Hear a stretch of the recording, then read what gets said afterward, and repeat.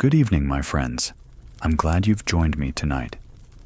Before we begin, let me invite you to find a comfortable spot, perhaps under a quilt, perhaps beside a gentle fan or a crackling fire. Dim the lights, let the room soften, and take one deep, easy breath. Tonight, we'll drift together into another time, a world of snowbound cabins and watchful nights, of ordinary people meeting winter's long silence with patience and quiet courage. As we go, you may feel the pull of sleep, and that is perfectly fine. If these stories bring you peace, I'd be grateful if you tapped like or subscribed so you can find your way back here again. And tell me, if you'd like, where you are listening from. By a window cracked to the night breeze or tucked safely in your favorite chair. Settle now. The wind is quiet outside, the lamp glows within, and we will step gently into our first chapter. Every heart leans toward warmth, even in silence. She sat by the window, as she did most evenings, hands folded on the sill, though there was nothing particular to see. Outside, the dusk arrived in layers.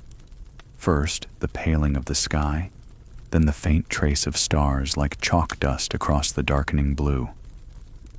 The fields stretched quiet and pale, and beyond them, nothing but distance. Inside, the lamp waited to be lit, its chimney already gathering a film of soot from nights before. The room was plain, but in such simplicity, every detail seemed louder. The creak of the floorboard under her heel, the sigh of fabric as she shifted her weight, the soft pulse of her own breath echoing in the hush. She thought of the chair across from her, an ordinary wooden chair with one rung mended, a place where no one had sat for years. She touched it once, lightly, as though expecting it to answer. It did not. Her longing was not a loud thing. It had no speeches, no drama. It was more like the smell of bread baking somewhere far away, a reminder of nourishment, never quite within reach. She wished not for grandeur, but for presence. Another voice at the table, a hand to help with the latch when the wind pressed hard against the door, a shape in the other half of the bed. The night gathered. She struck the match and lit the lamp, watching its flame leap before it steadied. That light revealed both comfort and absence. Shadows fell on the shelves, on the small folded cloths, on the jars lined up neatly though their contents had dwindled. The lamp gave all it could, but it could not give company. Outside, frost edged the window in fragile patterns. Beautiful, yes, but also a reminder of cold creeping closer. She traced one fingertip along the glass, marveling at the way her warmth erased the crystal work in seconds.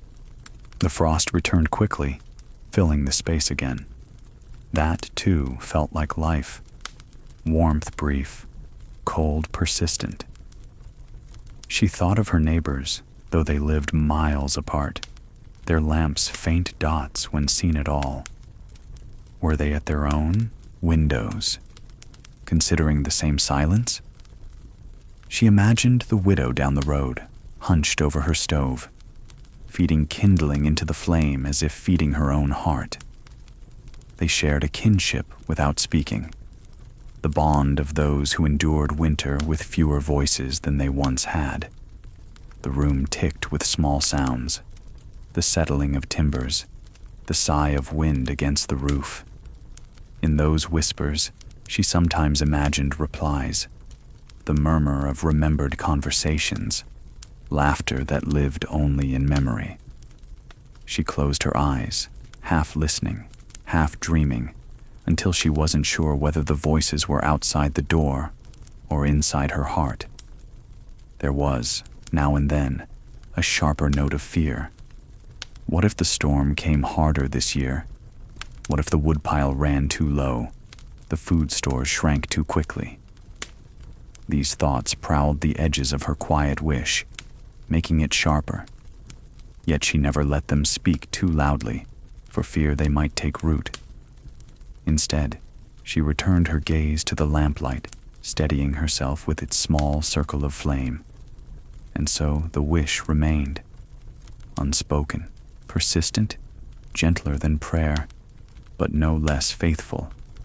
She did not announce it to the world, but the world seemed to know. The frost on the window, the chair across the room, the hush of the house itself, all seemed to lean toward her desire, acknowledging it without words. Time stretched. She placed her hands flat on the table, feeling the grain of the wood beneath her palms, grounding herself in what was solid. The night deepened, but in that deepening came a kind of peace. Desire could exist without being fulfilled.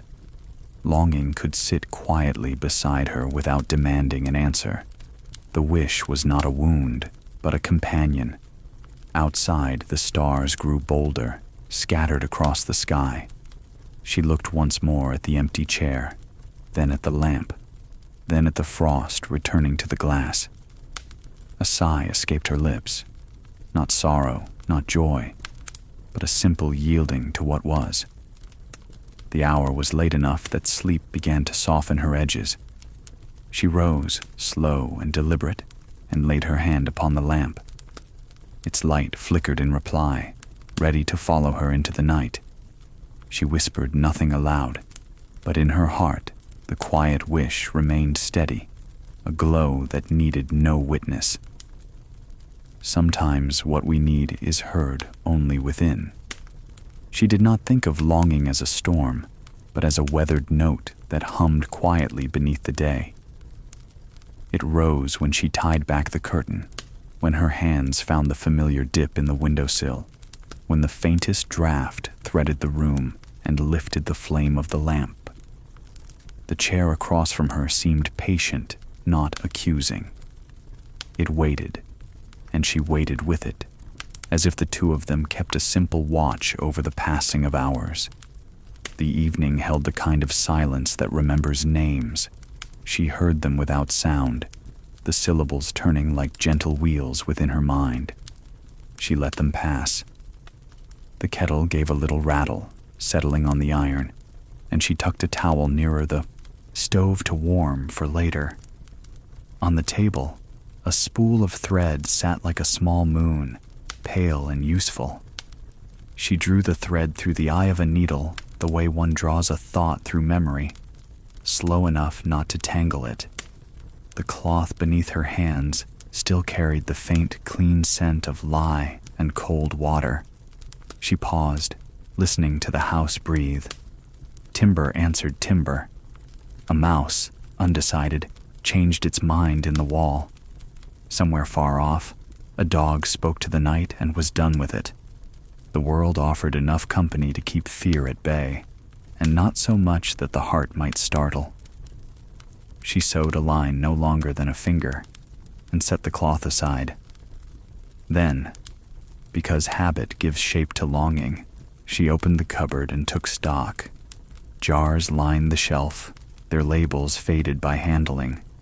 Dried beans made a soft sea, cornmeal a pale dune. A jar of summer peaches glowed like a memory of sun. She did not open it.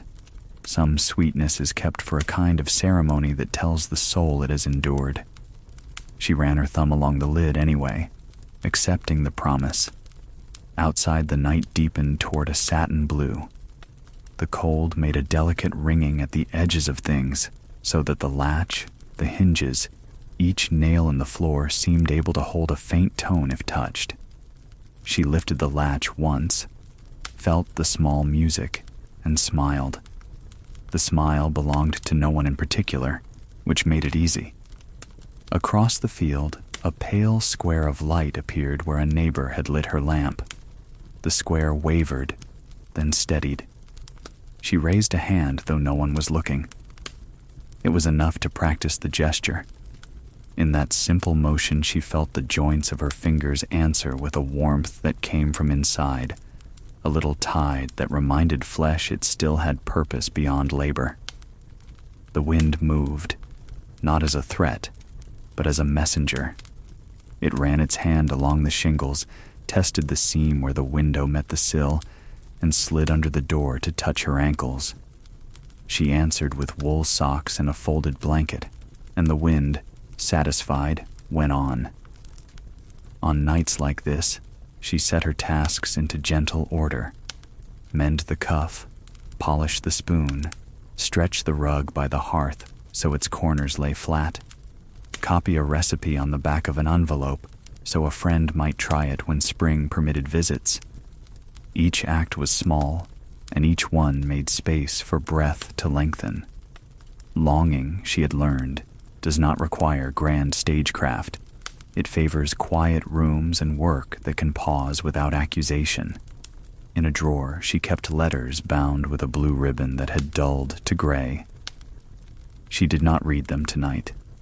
Reading would heat the mind too quickly, and heat, once roused, chases sleep away. Instead, she laid a palm over the stack and felt the texture of envelopes, the ridge where wax had once sealed a certainty no one could keep. She thanked the letters for arriving when they did, thanked them for ceasing when they must, and closed the drawer soft as breath. She took a sip of water. She liked the way the cup sounded on the table, a low note, vowel-shaped. She found that if she listened closely enough to household sounds, they arranged themselves into a kind of music. Kettle, hinge, cup, thread, the tiniest ash falling in the stove. The melody was modest and steady. A person could walk beside such music without hurrying. She moved to the door and cracked it, letting in a pocket of night air. It smelled like iron and cedar, like snow turned to dust that remembered being snow. Somewhere a branch shifted under a small bird, and the bird thought better of it. She eased the door shut and checked the latch twice, not from worry, but from respect for winter's habits. Then she stood in the middle of the room and let her shoulders fall. That was the whole practice. Lower the shoulders, slow the breath, loosen the jaw, let the eyes rest on something that does not need fixing. She chose the peach jar.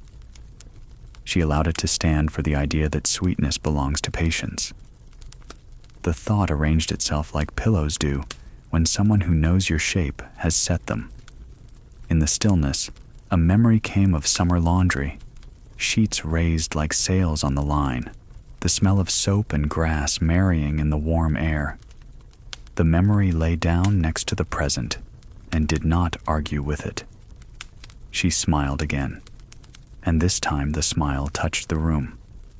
The lamp answered by dimming just slightly, as if the flame wished to listen. She drew the curtain part way and sat in the chair nearest the window, the not quite empty chair. She kept a folded shawl there in case company arrived with a chill. The shawl was soft with years. It carried the faint scent of cedar and a whisper of old perfume she could not name now. Sometimes she placed the shawl across her own knees and pretended it had been offered by another hand. This was not a sorrowful pretense. It was rehearsal for welcome, a way to keep the door inside her from rusting on its hinges.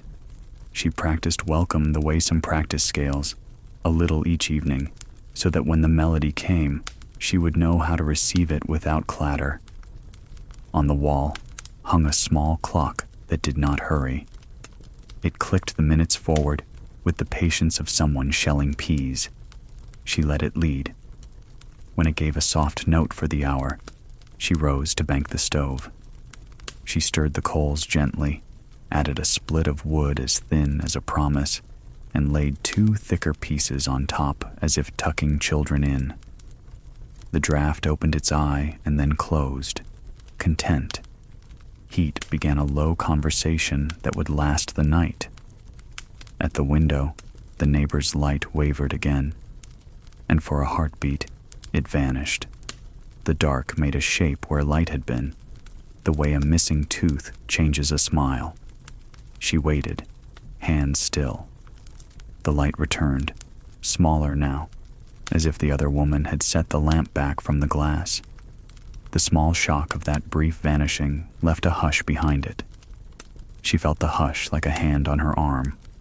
Not frightening, only insistently real. It said, "Notice." So she noticed. How quickly the heart measures distance, how a small absence can tilt the room. She sat until her breathing evened again. She told herself the truth. No one is required to be visible for our comfort. She accepted the truth and raised her hand once more, a salute to steadiness wherever it was kept tonight. Then she folded the shawl, smoothed the cloth on the table, and prepared the bed with the care of someone brushing snow from a step, so a friend will not slip tomorrow. Before she lay down, she spoke into the quiet, not to summon, not to wish, but to place her voice among the other small sounds. Thank you for this roof. Thank you for the work of my hands. Thank you for the lamp that listens. The words did not need to travel. They warmed the room where they were. She slipped into bed and felt the weight of blankets settle like a thoughtful hand. Longing curled beside her, not as a hunger, but as a guest willing to wait. Outside, the last of the light thinned to a seam, and the seam closed. Sleep came, careful-footed, ready to keep watch where she had left off. In the middle hours, she woke briefly, the way one does when the house changes keys. A faint change of pressure moved through the room, perhaps a cloud passing, perhaps the stove settling another inch into its own sleep. She lifted her head and listened. The listening was not for danger. It was the old habit of taking attendance. Roof present, wind present, small mouse objections present, heart present. She marked them in silence and found the list complete. She lay back and considered whether to fetch the towel warming by the stove, but decided to keep still. Keeping still was its own warmth. On the bedside table, a stub of pencil and a folded scrap of paper waited. She wrote in the dark sometimes, printing letters she could feel with her fingertip in the morning. She reached for the pencil now and, without lighting the lamp, set down 3 plain words she would recognize later. Be open. Always. She slid the paper back, pleased by the way a few quiet words could anchor a night. The world outside had the clean smell that comes when cold rules without argument. She imagined the field wearing its white coat, each furrow softened, every stone modest under the drift. Fences would be holding their breath. The path to the neighbor's door would be erased until morning. She pictured it like a ribbon tucked away rather than lost. Ribbons wait well. Her mind walked the house one more time, not from worry, but for companionship. She touched, in memory, the curve of the spoon, the cool tin of the flour bin, the soft hill of the pillow laid aside for company that had not yet arrived. She felt no bitterness at the empty pillow. It was an invitation shaped like rest. One day somebody might lay a tired head there and bless the space, and the pillow would be ready because she kept it ready. That thought eased her shoulders again. It is a kind of hospitality to keep room for what has not yet knocked. She turned onto her side and let the blankets make a small harbor. Gentle sleep returned. The day unfolds in quiet, steady turns. Morning, when it came, was not a sudden arrival, but a slow drift, the kind that spread from one corner of the room to the other until shadow softened into a dim gray. She stirred before the light was fully present, guided more by the body's memory than by the clock. Her breath made faint clouds in the air above the quilt. The stove had dozed through the night, its coals hidden deep, and the room carried the crisp sharpness of air just a few degrees warmer than outside. She did not rush. Rushing, she had long learned, only made the cold bolder. Instead, she pulled the wool socks from the chair, back where they had been warming, and slipped them on while still beneath the covers. The trick was to let warmth travel with you, not abandon it and hope to reclaim it later. She sat up slowly, quilt still wrapped around her shoulders, and listened. The house was not silent. No house ever truly is. Beams whispered as they contracted. The window panes clicked against the frost, and faintest of all, she thought she heard a bird testing the morning from somewhere in the skeletal tree out back. The ritual began the way it always did. Fire first, then water, then food. She knelt at the stove and stirred the ash until a faint red blinked at her from beneath. Relief rose in her chest. As long as there was even a single ember, warmth could be coaxed again. She added dry kindling, the tiny sticks cracking politely as she laid them down, and then leaned close to breathe on the ember. It glowed, accepted the invitation, and with a little patience the flame lifted, small but certain. She fed it slivers of wood until it began to murmur to itself, pleased with the attention. Kettle next. She filled it with water from the bucket, chipped away the thin lid of ice, and set it on the iron. Soon the kettle's first whispers would join the stove's low hum. She laid out oats, a spoon of dried fruit, a pinch of salt. Breakfast was less about delight than about rhythm, but rhythm itself held a delight if you looked closely enough.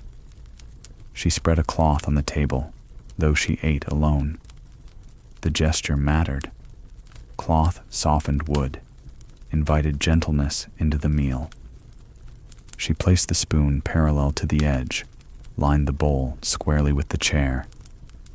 These small acts had become her liturgy, reassuring in their repetition. As the oats thickened, she moved about the room, folding the blanket from the night, shaking out the pillow to let it breathe, setting the shawl back on its peg. Every task had its place, and each was completed without haste. A day could be measured by such turns, steady as the swing of a pendulum. Outside, the light grew stronger. She unlatched the window for a brief moment and let in a breath of the morning air. It bit sharply at her cheeks, but brought with it the smell of frost and wood smoke from a neighbor's chimney. Closing it again, she found the inside of the pane already frosted over where her breath had touched it. She traced a circle, a small porthole into the world, and through it saw the yard wearing its hard crust of snow. The barn leaned like an old companion in the distance, roof hunched under the white. The kettle gave its first sigh. She returned to the stove, poured hot water over the oats, and stirred until steam rose steadily. The scent was plain but comforting. She sat, bowed her head for a moment, not in words but in gratitude, and began to eat slowly, letting the warmth spread down her chest into her hands and feet. Each spoonful felt like a quiet anchor. She thought, not for the first time, of how much of survival depended on such plain food. Oats, beans, bread. The humble trio carried families through months when nothing new could grow. Luxury was not in variety, but in sufficiency, and she reminded herself of that as she ate. The morning unfolded further, dishes washed and dried, placed upside down on the shelf, the broom drawn across the floorboards, gathering fine dust into a small pan. A cloth passed over the table to catch crumbs invisible to the eye but felt beneath the palm. She worked in slow circuits, each task returning her to center. Her mind sometimes wandered during these motions. She remembered summers when the day burst awake with birdsong and long shadows on the grass. She remembered voices in the yard, the slam of the screen door as children ran in and out, the ripple of laughter when something small and silly happened. Those sounds lived only in memory now, but memory kept them polished, set them out like treasured dishes on a high shelf where they would not be broken. The clock gave its soft click for the half hour. She glanced at it, not because she needed its permission, but because its steadiness reassured her that the world still moved as it should. When the dishes were stored, she pulled her shawl tighter and prepared for the walk to the barn. The rope tied yesterday stretched between door and post, its line firm against the snowdrift. She wrapped one mittened hand around it and stepped out. The cold received her like a stern but predictable neighbor. It did not surprise her. It did not need to. Her boots broke the surface crust with a muffled crunch. Each step was an effort, but rhythm carried her. Left foot, breath. Right foot, breath. The barn grew larger with each measure. Inside, the air was barely warmer than outside, but the animals stirred, shifting in their stalls, breathing clouds that smelled of hay and patience. She broke the ice on the trough, lifted buckets, scattered hay. The cow lifted its head, slow and deliberate, and blinked at her with calm acceptance. The chickens rustled, offering their small complaints.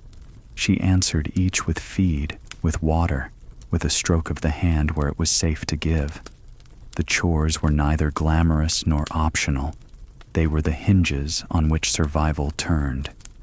Without them, the rhythm faltered, and in faltering came danger. She finished, checked latches, and followed the rope back to the cabin.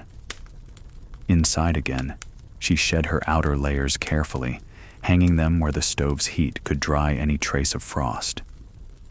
She sat for a moment, just to feel the warmth return. Fingers prickled as circulation woke them. She rubbed them gently, whispering thanks for their continued loyalty. The rest of the morning she gave to small crafts, mending the worn knee of trousers, darning a sock, writing a note she would deliver when travel allowed. She placed each item back in its place with care. The routine itself was nourishment. By midday, the light had grown into its fullest strength, though strength was a generous word for a sun filtered through winter's veil. Still, she welcomed it. She pulled a stool close to the window and sat with her knitting, letting the faint warmth settle on her cheek. As the needles clicked softly, she thought again of rhythm. Life here was not about drama or surprise. It was about repeating what worked, shaping hours into patterns that could be trusted. Each stitch became a mark of passing time, and as the row lengthened, so did her sense of continuity.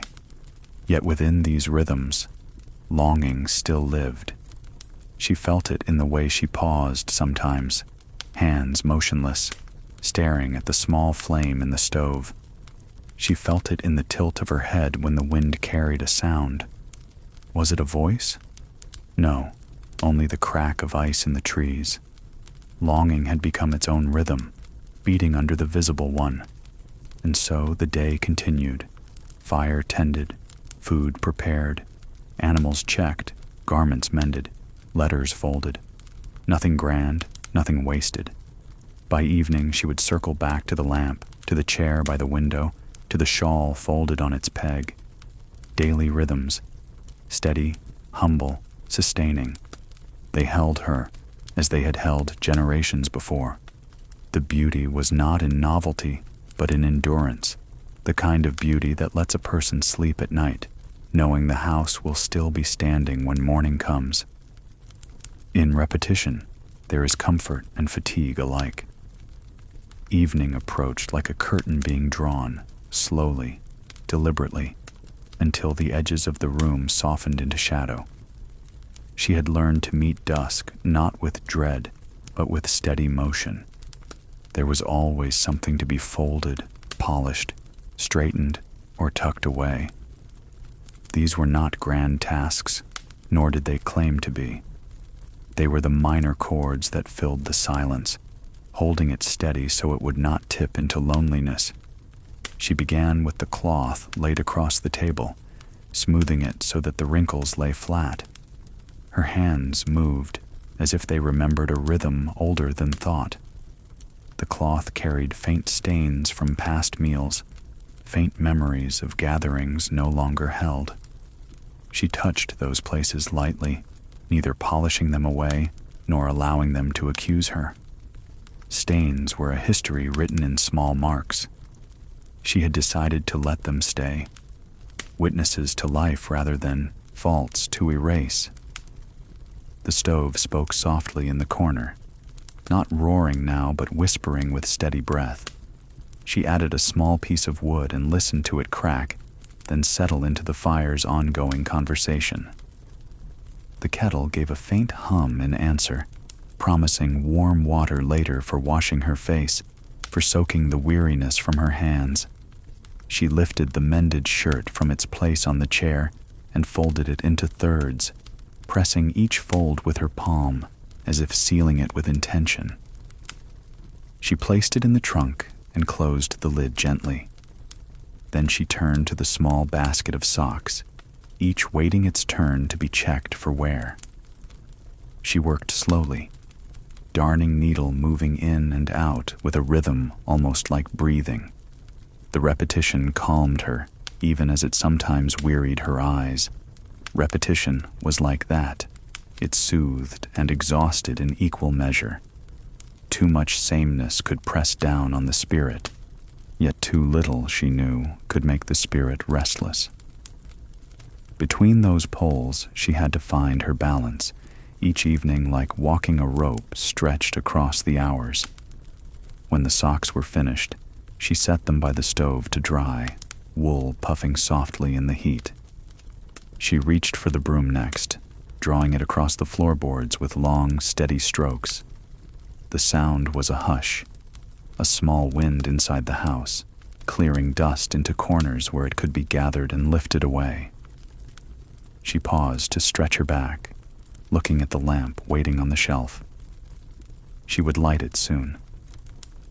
For now, she let the half-light of dusk remain, that tender gray that softens edges and forgives detail.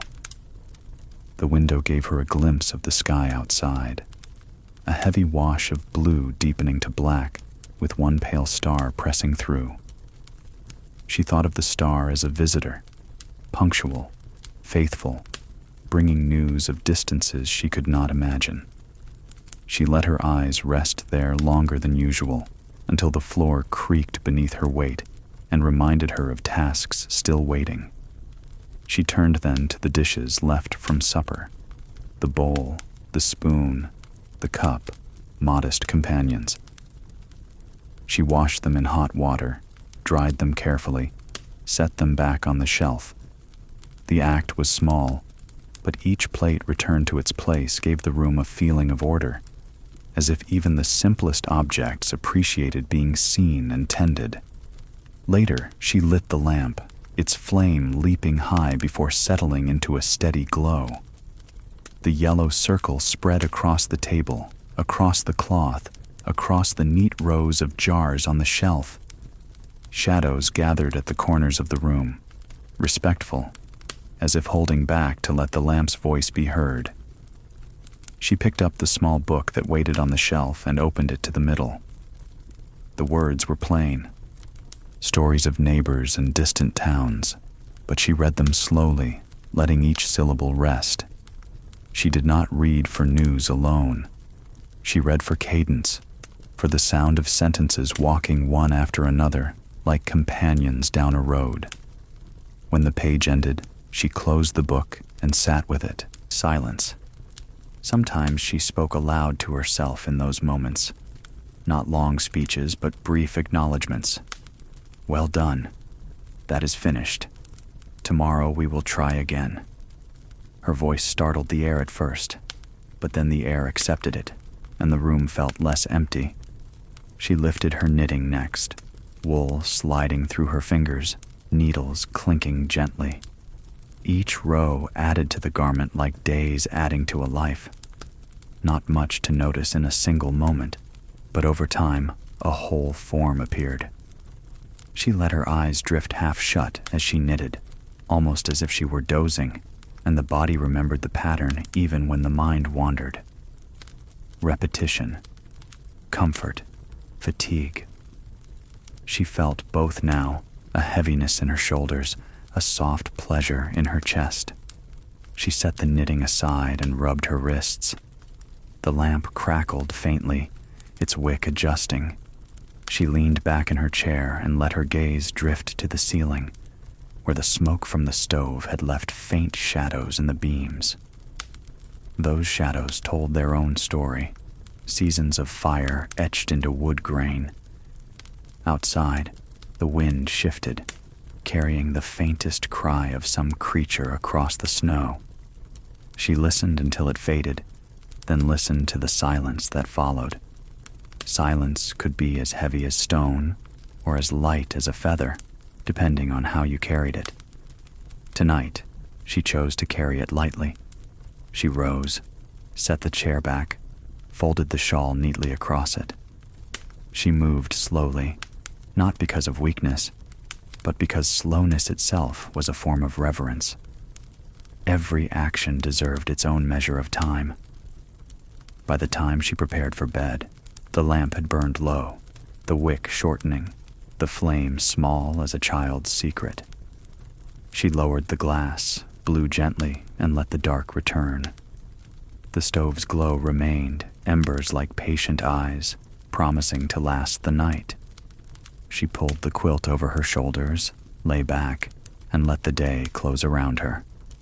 The repetition would return tomorrow, as it always did, both comfort and burden, both cradle and weight. She accepted both, and in acceptance found rest. Not all hardships roar. Some arrive whispering. She woke to a new kind of cold, the sort that did not announce itself with a gasp at the window or a glittering spectacle on the glass, but with a patience that seeped into boards and breath and bone. It had been working all night, unlatching the house in slow inches, tasting every seam. When she sat up, the air met her like a still lake, clear, implacable, a surface that refused to ripple even for kindness. She kept the blanket around her shoulders while she tested the room the way a person tests a step on a dark stair. The stove's belly held a low rust, not gone, not generous. She coaxed it with thin kindling and the breath that had to be spared, the kind that warms the ember while stealing a bit from the lungs. The ember approved, brightened, and gathered its small congregation of flames. They spoke in small syllables at first, a private language, then found ordinary speech. The window wore lace again, delicate veins that unscrolled from the corners like old letters opening themselves. She wrote her name once on the frost with the pad of her thumb and watched the letters glow and disappear. A little demonstration the world kept offering. Warmth can change what looks decided.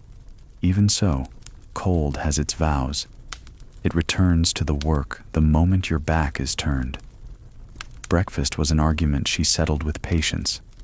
The oats stiffened reluctantly. The kettle sulked at the edge before agreeing to boil. She wrapped the mug in both hands and let the steam find her face, that soft, animal pleasure of heat meeting skin. Outside, the light arrived pale and stingy. The yard wore a silence that made every hinge sound ceremonial. She counted the wood with her eyes and then with her hands, because numbers mean more when fingers do the reckoning. Enough for the week if the wind behaved, enough for less if it didn't. She had learned not to bargain with weather. It kept its own books. Still, there is mercy in preparation. She tied the scarf over her hair, slid her hands into mittens, and made the small chapel of her body ready. The door resisted, then yielded. Cold leaned in like a story everyone knows. She took the rope in her left hand and let the first step imprint the drift. The snow answered with that hollow note winter keeps for itself, the one that sounds like a held breath. She moved barnward, measuring distance in rope lengths and the pace of her heart. Inside the barn, the air calmed, thinner but not so sharp. Animals turned their heads, coats thickened by the month's sternness. She spoke their names as she worked, simple names, plain syllables that fed something besides hunger. Ice bowed across the trough in a single sheet. She cracked it with the iron bar and lifted the clear shards like plates of glass, setting them to the side where they smoked in the light. The cow's breath wreathed her wrist. The chickens shifted, feather sound like dry grass. A hoe. There is a kind of shock that does not require noise. It arrived when she opened the far bin and found the feed lower than her counting had promised. 2 nights' worth gone to an eager hand, or a careless measure taken in the dark, done by no malice, only fatigue. She stood with her mitten pressed to her mouth, not for fear, but to keep from adding a human exclamation to a room that needed calm. Then she reset the ledger in her head, shaving a little from each day, widening the hope that thaw would come up. On her way back, the wind decided to introduce itself properly. It came along the ground first, dragging crystals like sand, then rose to the eaves and played the house like an instrument that had been left out overnight. She leaned her shoulder to the weather and found the rope again, grateful for the thought that had tied it days ago. Gratitude itself warmed nothing, but it kept the mind from splintering. Indoors, she worked at the cracks with rags and paste made from flour and a stubborn optimism. She banked snow against the north wall the way her neighbor had shown her years back, a trick that seemed backward until you felt the difference in your bones. The floor struck up cold through the boards all the same, and she placed a folded quilt beneath the table so her feet could find an island when she sat to sew. Winter asks for technicians of small adjustments. She became one gladly. A nail tapped here to snug a frame, a shawl draped over a draft with the dignity of a curtain. A pot moved an inch closer to the stove so that soup thought better thoughts about simmering. She made the house think warm. By noon, light had sharpened but not sweetened. She kept her movements slow to keep sweat from starting. Wetness, in a day like this, was an accomplice to danger. She ate standing up beside the stove, spooning stew that tasted of salt and perseverance. The spoon clicked against the tin in a rhythm her mother would have recognized, a long chain of winter lunches tapped out across years. In the early afternoon, the sky found a color that meant either promise or warning. Winter enjoys that ambiguity. A faint halo grew around the sun, a ring you could pretend was a miracle if you were inclined to comfort. She marked it and checked the door, then stepped outside and listened, not to decide anything grand, only to hear what the land was spelling. Inside again, she poured warm water into a basin and washed her hands slowly, as if returning them to herself. The skin across her knuckles had become a map of small histories, a place where the wood slipped, a place where the needle refused, a place where cold had once taken too long to forgive. She dressed those borders with salve. The afternoon's work was mending and measuring. She cut cloth for a curtain to be hung across the bedroom doorway, a second wall that would tidy the heat into the place where sleep waited. She sewed the hem with long, patient stitches, pausing now and then to warm the needle between finger and thumb, so it would not complain on entering cloth.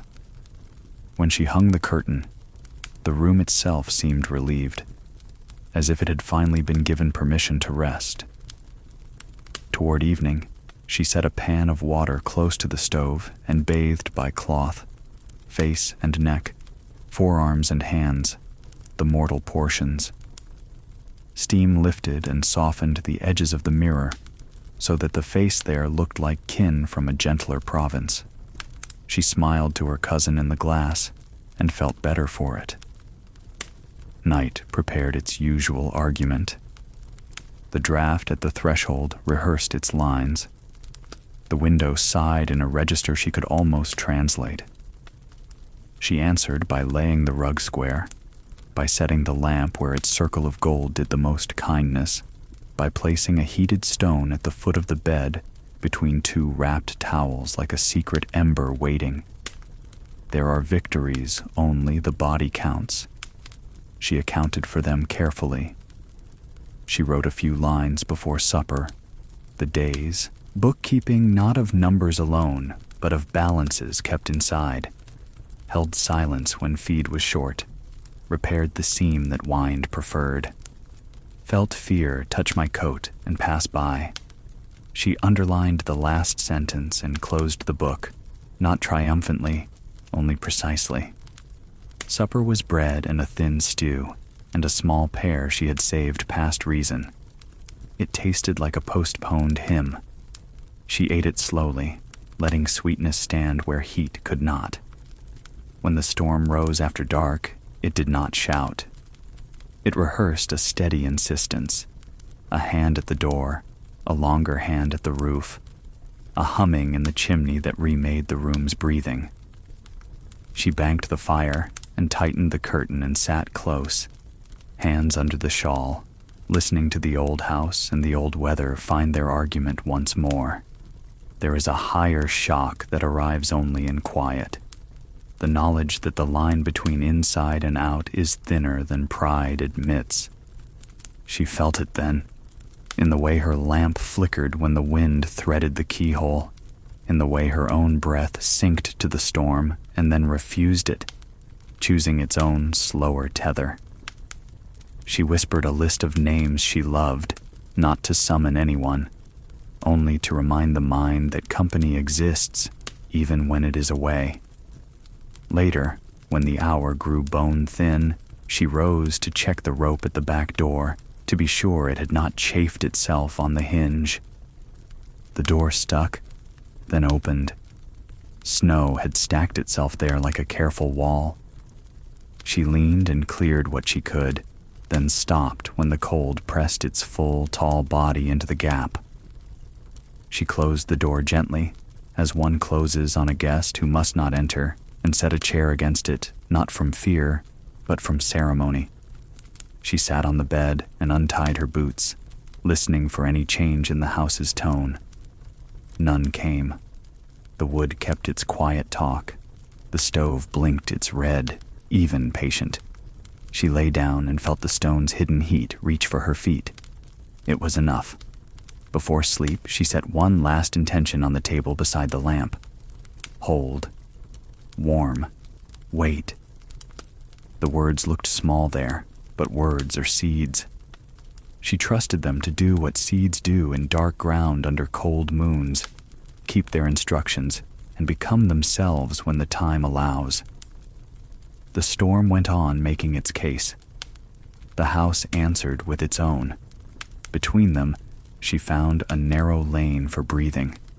She took it. She slept. In the small hours, she woke once more, not from alarm but from the quiet's slight misstep, the way a violinist taps the bow to find center. She sat up and listened with her eyes closed. The storm had shifted to a finer grain, a spill of sand against the door. Somewhere within the walls, a faint ticking kept time, perhaps the cooling of iron, perhaps a beetle rehearsing patience. She drank 2 swallows of water and tucked the quilt closer to her chin. The rope at the back door flashed across her mind like a small river in a dream. She saw herself follow at hand. The image settled her, and sleep returned like a folded quilt. So, a cupboard of dwindling jars tells its quiet truths. When dawn pressed itself softly against the frosted glass, she knew the day would begin not with the promise of new work, but with the tally of what remained. Hunger was a slow visitor in winter, polite at first, waiting at the door, but cupboards had their own clocks, and today the clock struck louder than before. She opened the wooden door of the pantry with the same careful reverence she might show a letter from someone long gone. Hinges groaned, and inside the dim shelves sat the jury of glass jars and burlap sacks, each speaking in the plain arithmetic of survival. The beans lay lower than memory suggested. The flour sack slumped like an old man in his chair. A row of jars showed dark silhouettes of summer fruit, preserved peaches and plums, but only 3 remained. She lifted one, held it to the light, and watched the syrup catch the weak glow like a candle nearly out. The weight in her palm was both promise and warning. To open it would mean sweetness tonight, but emptiness tomorrow. Such were the negotiations of winter, choices between now and later, between flavor and endurance. She set the jar back, steadied her hands, and turned to the shelf of roots. A basket of potatoes gave off the earthy scent of earth remembered, still good, though shriveled. Carrots, tough-skinned, kept their orange flame dimly alive. She tapped one against the wooden counter. It thudded like a tired drum.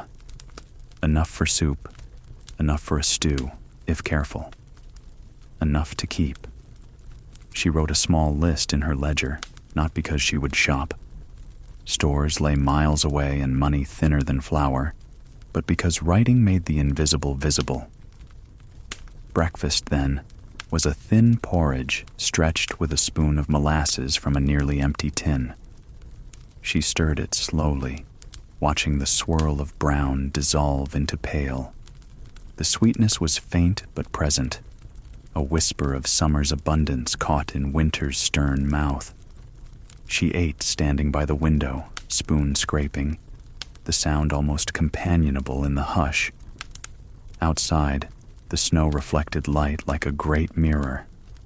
Even in scarcity, beauty came uninvited, scattering diamonds across the frozen world. Mid-morning brought chores. She swept the floor, though dirt seemed shy of appearing these days. She mended a glove where the thumb had begun to fray, pushing the needle with a thimble until it sighed through. She boiled water to wash a cloth, the steam rising like prayer. But beneath each task hummed the cupboard's confession. Less today, less tomorrow. By noon, she returned to the pantry, as though it might have changed, as though jars might refill themselves in the quiet dark. No miracle awaited, but there was discovery of another sort. On the top shelf, hidden behind a sack of cornmeal, she found 2 small jars of jam, sealed and forgotten since last summer. The sight startled her heart, the way an unexpected letter might. She laughed quietly, one hand pressed to her mouth, as if afraid to wake the house with joy. She held one jar up, blackberry, deep purple, sunlight captured in glass. The other was apple butter, golden brown. These were treasures, not merely food. She decided then that they would not be eaten alone. Jam was for sharing, for the neighbor who trudged the rope line or the child who came on errands. To open such sweetness without company would feel like lighting a lantern in an empty room. Afternoon passed in counting not only food, but blessings. She remembered her mother's voice telling stories of harder winters when even potatoes had been a dream, when children were kept alive by bread, fried in bacon drippings, and the stubborn cheer of songs. She remembered the tales of neighbors pooling what little they had, a single ham shared across 3 families, or flour stretched into biscuits that carried laughter as leaven. Scarcity was not always an enemy. Sometimes it was the glue that bound people. As light faded, she took out her writing book and penned a letter to no one in particular, perhaps to the future. Today, the pantry looks back at me with honesty. It tells me we will endure, but only if careful, only if grateful. I promise to be both. She closed the book and placed it beside the lamp, a small pledge to herself. Evening brought supper. She chose 1 potato, 1 carrot, a handful of beans, and set them to simmer. She added a sliver of salt pork, the last piece from a precious slab, enough to lend flavor without surrendering itself entirely. The smell filled the cabin, filling the air with the illusion of plenty. She set the table with 1 plate, 1 spoon, 1 cup, but lit the lamp as if for company. Light, after all, is generous even when alone. As she ate, she thought of the jars again, the plums waiting, the peaches glowing faintly in syrup. She imagined the moment, weeks ahead, when she would open one with care, pour it into a bowl, and share it with a neighbor weary from snow. That thought tasted better than any stew. The night closed in. She checked the stove, banked the fire, and wrapped herself in a quilt that smelled faintly of cedar. Scarcity still stood outside the cupboard door, but inside her chest there was warmth enough to match it. She whispered the words she'd written earlier, careful, grateful, and let them rock her toward sleep. A lamp across snow mirrors her own unspoken rhythm. Dusk carried itself across the horizon with the reluctance of someone leaving a gathering. The sun slid low, spilling its pale fire, then vanished, leaving behind a kind of polished quiet. She stood by the window, holding her shawl close, and looked across the field that separated her cabin from the next. At first, there was only snow, shaped into ridges like frozen waves. Then slowly, a glow broke through, soft, steady, unmistakably human. It was her neighbor's lamp, a single flame housed in glass, yet powerful enough to carve a golden square into the night. She knew the window it belonged to, the little kitchen where supper was likely being prepared. Seeing it was like being reminded of her own heartbeat.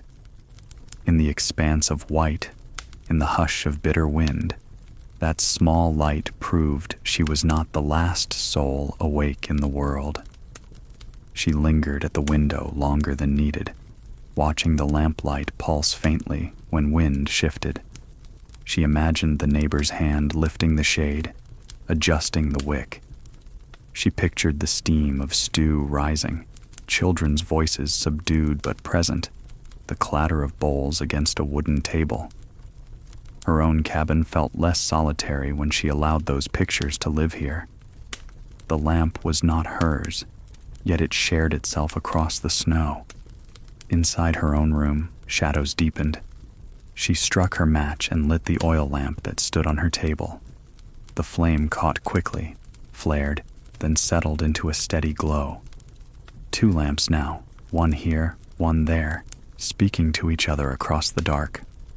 The thought made her smile. It was almost a conversation, the kind that requires no words, only light.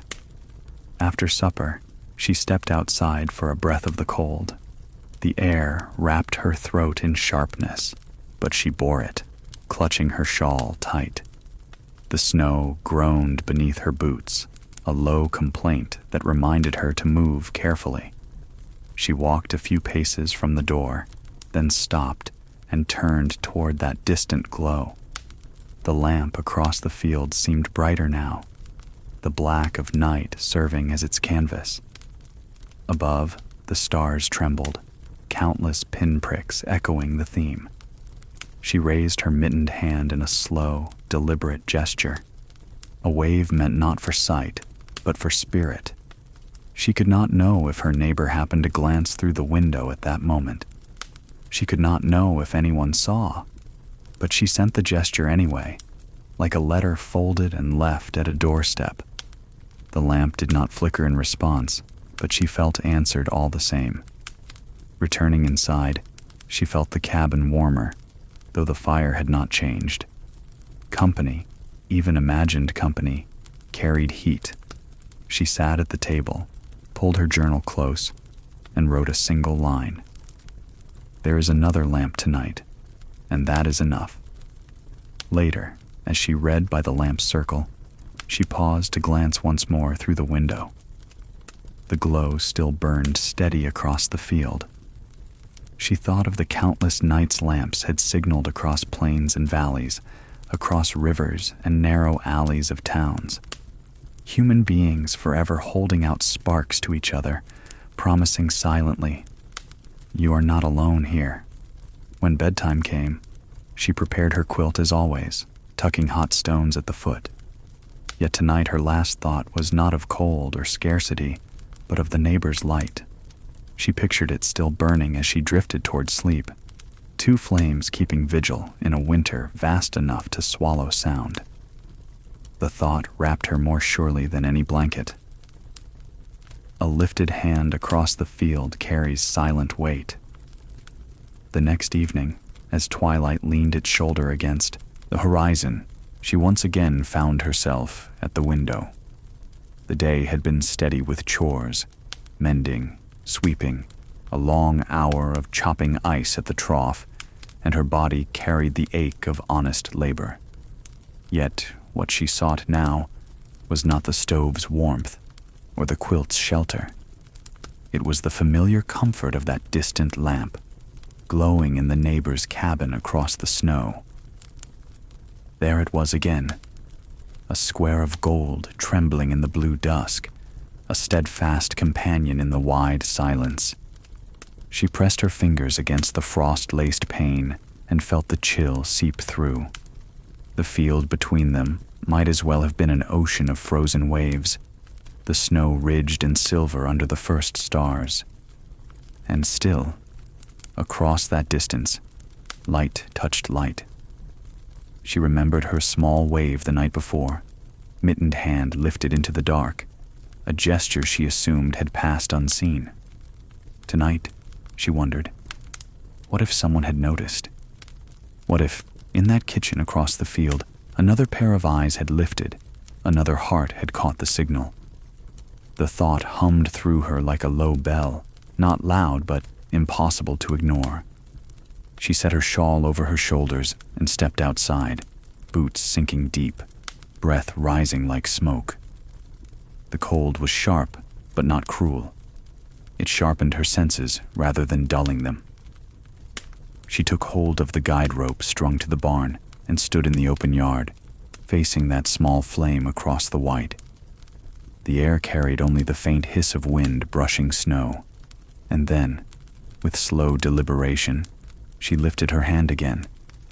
Higher this time, no casual flutter but a true raising.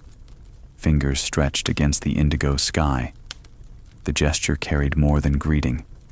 It carried the weight of days endured, of silence shared, of the quiet resilience that winter demanded. It was a wordless proclamation. I am here, and I see you. For a long moment, nothing changed. The lamp across the way burned steadily, neither dimmer nor brighter. But then, was it her imagination?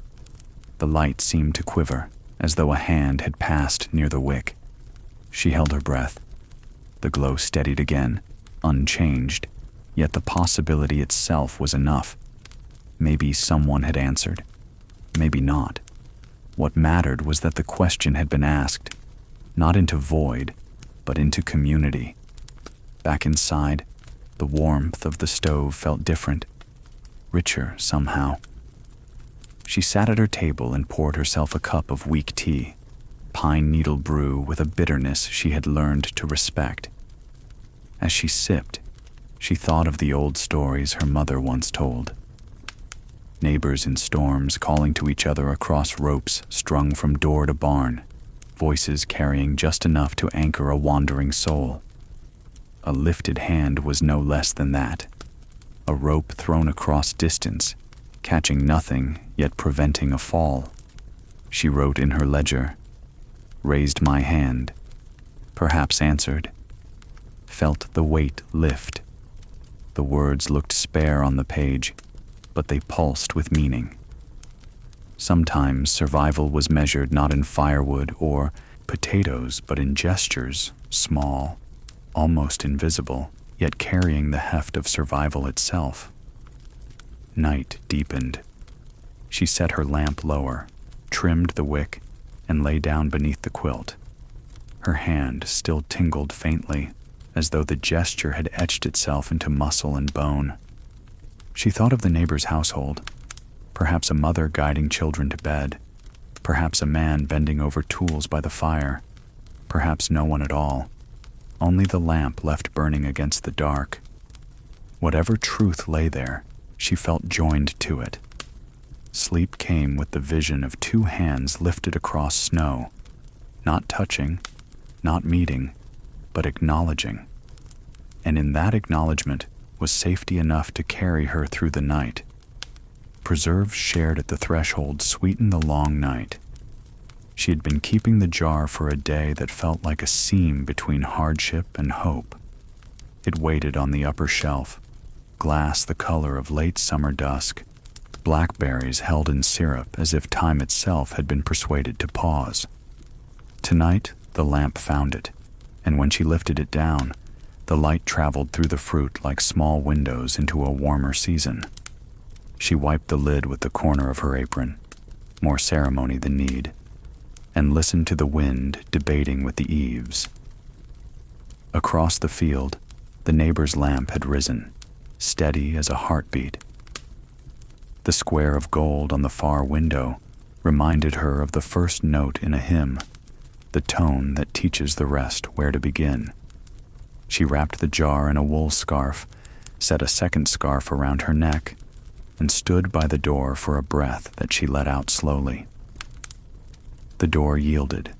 Cold entered with the authority of an elder. She stepped into it anyway. The rope to the gate was firm beneath her glove. Snow had taken on that after-supper hardness, a crust that carried the first step and scolded the second. Breath clouded and fell. She moved with patience, jar tucked close as if it were a small, drowsy animal. Midway across, wind shouldered her.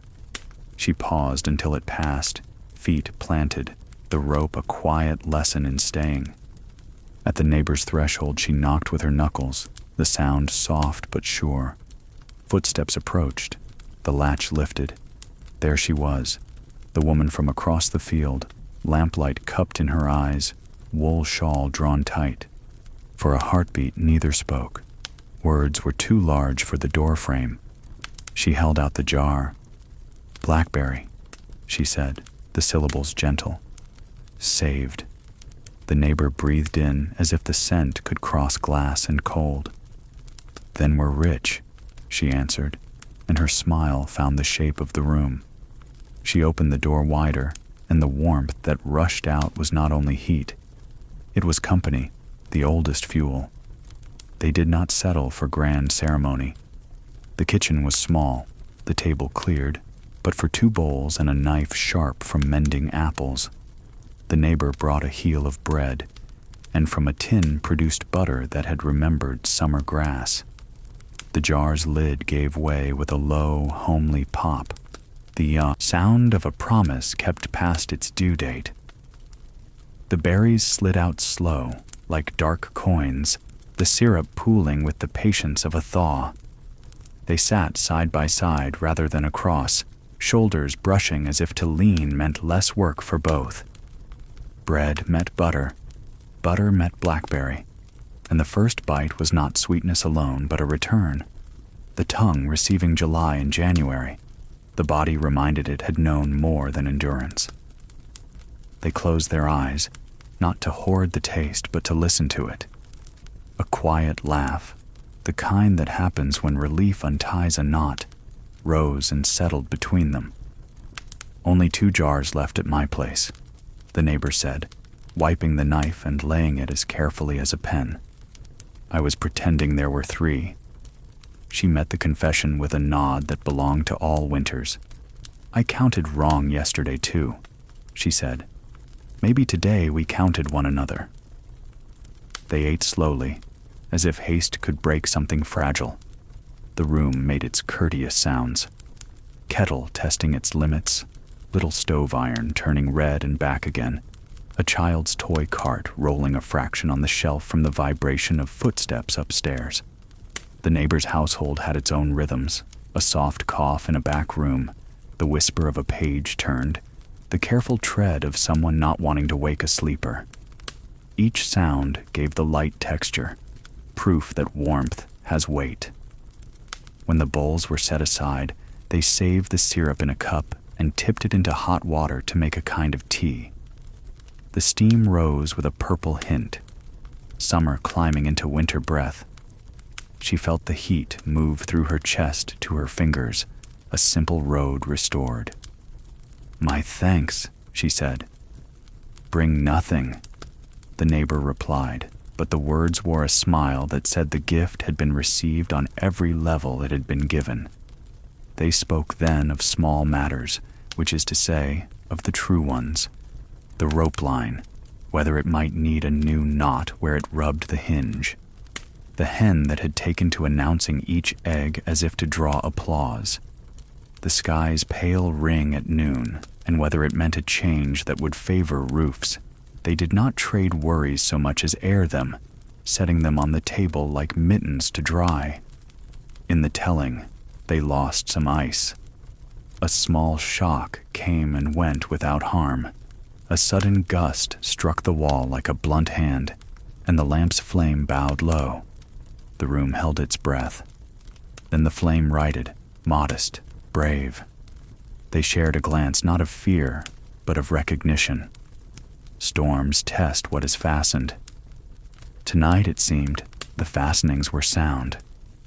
She looked toward the doorway and saw boots by the mat, a larger pair and a smaller, drying in ranks. The neighbor noticed. "He's been mending the fence after the drift," she said. "The boy brought more kindling than sense." The affection in her voice gave the names without naming them. It warmed floorboards. When it was time to leave, she wrapped the empty jar in the same scarf and felt its lightness with a complicated heart. Emptiness can be a record of generosity. The neighbor set half a loaf into her hands, still warm enough to speak. "Trade," she said, "for the road back." To refuse would insult winter. She accepted, and the bread's weight steadied her. At the threshold, they paused, as people do at the edge of light. "Next time," the neighbor said. "Apple butter." "Next time," she agreed, and the phrase was as nourishing as food. It assumed a future and built a small bridge to walk toward it. Outside, the yard met her like a familiar sternness. She tucked the bread close, let the empty jar ride in the crook of her arm, and took the first careful step into the crust. The lamp behind her made a square of gold on the snow that moved with her until the wind took it apart. Ahead, her own window waited, dim now, ready to be bright again. Halfway, she stopped to listen. The field held a hush that did not feel empty. It felt full, like a bowl filled to the lip with quiet. She could almost taste blackberry still, and above it, butter, and above that, the grainy sweetness of bread. More than taste, though, was the sense of having been threaded into something larger than one house. The rope at her hand led across distance. Another, not seen, seemed to run between the two kitchens like a line of warm air. She reached her door, and before going in, turned back. Through the breathing veil of snow crystals, she saw the neighbor's lamp steady as ever. She lifted her hand, not a wave this time, but a palm-out blessing, a gesture from old country stories her mother used to make when cattle were gathered in storm. Protection is a practice, she thought, and kindness is a rule you obey until it becomes your nature. Inside, she set the bread on the table and the jar on the shelf among its fellows, emptiness shining because it had been used well. She cut 2 slices while the stove renewed its quiet toasted them against the iron, and ate one then, saving the other for morning.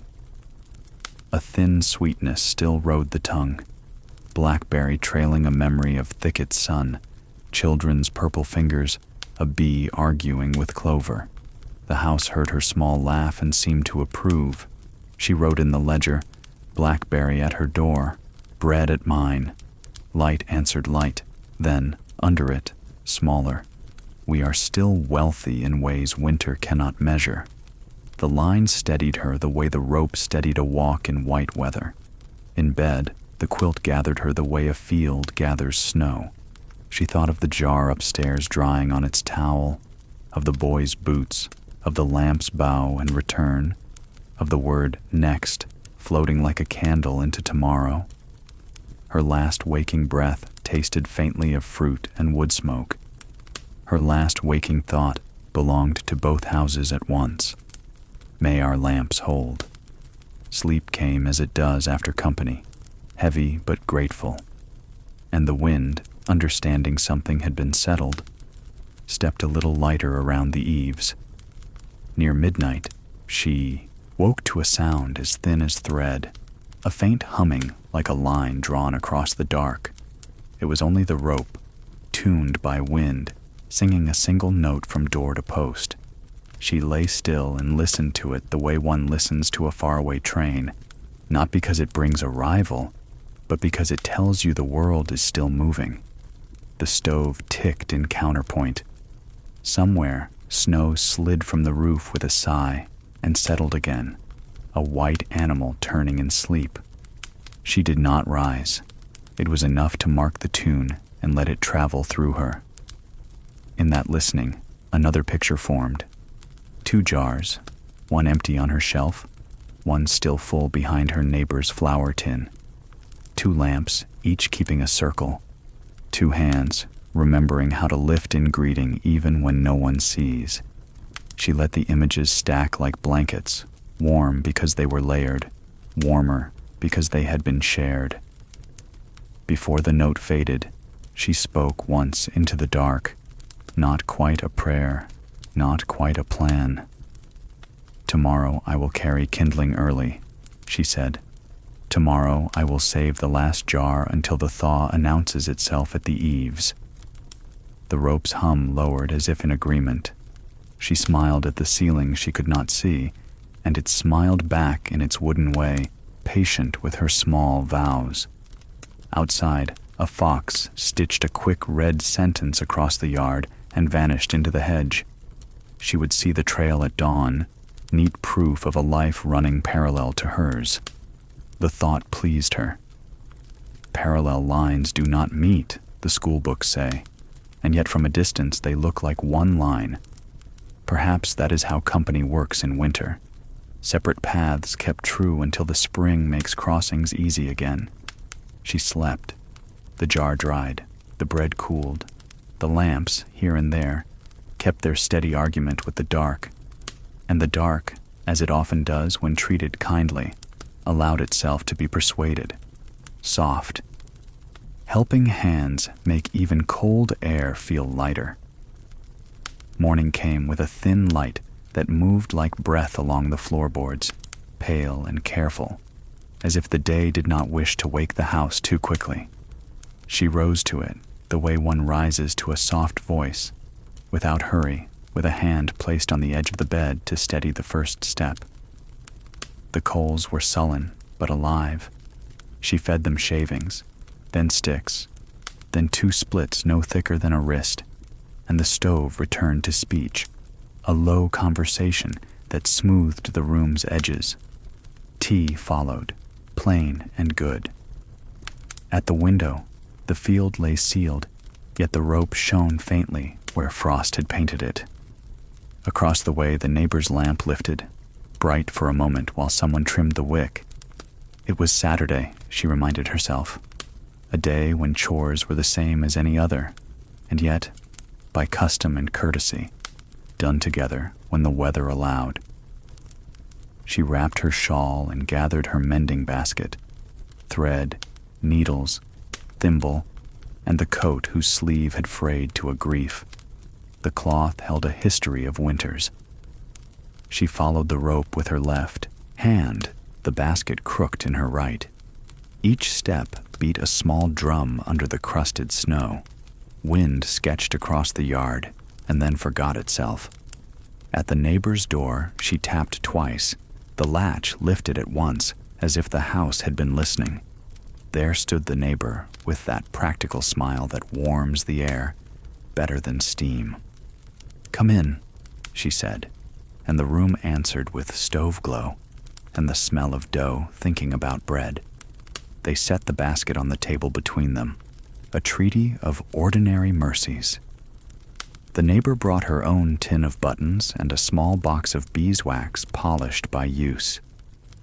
"Let us mend your sleeve and then that stubborn seam of mine," she said. "We'll finish both before the noon bell thinks to ring." They threaded needles, drawing the waxed line through felt and wool until it slid like a skater on sound ice. The first stitches were quiet as breath. The second row learned the rhythm and kept it. Outside, the wind tried the door. Inside, 2 women answered with work. They took turns holding the coat while the other guided the needle, palms steadying fabric so the thread would not pucker. Sometimes one hand brushed the other by accident, a small knock of knuckles that brought a half smile and an apology neither meant. "You anchor," one would say, and the other would nod, and the word meant more than sewing. To anchor is to say, without flourish, "I've got this edge, you take the next." Talk came and went like birds, brief visits that did not scatter the stitches. They spoke of the boy's height, how he measured himself against the doorframe and swore the marks moved when he wasn't looking. Of a pot left too close to the stove last night that woke with a loud complaint and was soothed with a rag and soft words. Of the way the moon had thrown a square of light so faithful across the floor that a person might have set a glass on it. They laughed at that, low and warm, as if not to disturb the... Halfway through the sleeve, the neighbor paused and held the fabric up to the lamp. "See here," she said. "The old patch is sound, but the cloth around it's thin as a promise tested." They considered, then unpicked 3 careful inches to lay a wider strip beneath. It was slower this way, but winter prefers the slower fix that lasts. "We will not ask weak cloth to bear strong thread alone," she said, and the phrase pleased them both for reasons beyond sewing. The bread announced itself from the oven with a sigh like a satisfied sleeper. They set their work aside, turned the loaf onto a board, and listened to the crackle as it cooled. Butter met knife, knife met crust, and the first slice steamed like a thought coming true. They ate standing, elbows near, saying only the words needed to hand, plate, and cup. Heat traveled from bread to hand to spirit with a speed that would shame telegraph wire. Back at the table, they traded places. Now the neighbor's seam, wicked as bramble, under 2 sets of eyes. The rip had followed the stress of daily reach, the very motion that fed and warmed and mended others. They flattened it, pinned it, basted a path the needle could memorize. "We will teach it to behave," the neighbor said, "or we will accept its nature and hem it against mischief." They chose a third thing, firm instruction with generous edges, and the cloth agreed to learn. A small shock visited, soft but real. As she drew the needle through, the thread snapped with a sound thin as a hair. It startled them into stillness. There is something about the sudden end of a line that reminds the body to be humble. She lifted the needle, threaded it anew, this time doubling the length and waxing it again. "We'll not let a small break write the rest of the story," she said, and when she resumed, the seam went quiet under her hand. By late morning, both repairs lay finished, the stitches even as fence posts after a storm repair. They held the coat between them and gave it a little shake, as people do with blankets to promise them they'll be used well. The neighbor tried her garment on and reached forward, testing the seam with a full arm's measure. It kept. She exhaled, and her breath sounded like gratitude without speech. Work invites more work when done with company. They carried kindling together from the shed, 2 loads balanced by talk. Snow squeaked beneath their boots, and the rope hummed once when wind found it. They set the wood by the stove in twin stacks, one for now, one for the hour after sundown, when flame forgets its manners. The boy, sleepy, hair a tangle of bright straw, appeared and was sent back toward blankets with a biscuit and a smile. He went happily, closing the door with care, as if the hinges had fee. They mended a second thing not made of cloth, the rope at the hinge, frayed where winter had rubbed its argument. The neighbor fetched a short piece of leather and 2 nails. "A sleeve for a rope," she said. And they laughed at the oddness of dressing a line. But the fix was good. With a hammer tap, no louder than a knuckle on a tabletop, they made the guide sure again. The next storm could shout. The path would hold. Noon hung low and silver. Clouds had arranged themselves into a plain. They stood a moment at the door, cups of tea in hand, and watched the breath of the day lift and vanish. There is a way people stand when they have done the needed work. Not proud, not tired, just level with the world. They stood like that, shoulders easy, coats closed, tea warming the hinge between hand and cup. Inside, the table regained its calm. They put away the tins, wrapped the wax, coiled the thread, folded the mending cloth as if bedding a child. She set the repaired coat on her shoulders and felt the old weight become a new one, not heavier, not lighter, but more honest. Mending teaches weight to sit where it belongs. She thanked her neighbor, not with speeches, but with the plain exchange winter understands.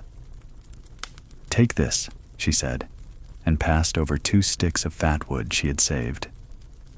"And this," the neighbor answered, tucking a small wedge of cheese into her pocket the way one tucks courage into a day. Gifts are better when they travel in both directions. They keep the road warm. At parting, they delayed the door by a breath, as if to be sure the moment learned their names. "When the thaw comes," the neighbor said, "we'll mend the fence where the drift taught it a lesson." "When the thaw comes," she answered, "we'll stitch a new path to the creek." The words made a future, and futures, like seams, hold best when spoken aloud. She stepped back onto the rope line and let the yard carry her home, one careful measure at a time. The repaired sleeve held the air out. The wind tried the old trick of finding a crack, and failed. She smiled into the scarf where no one could see, and the smile warmed the wool, and the wool returned the favor.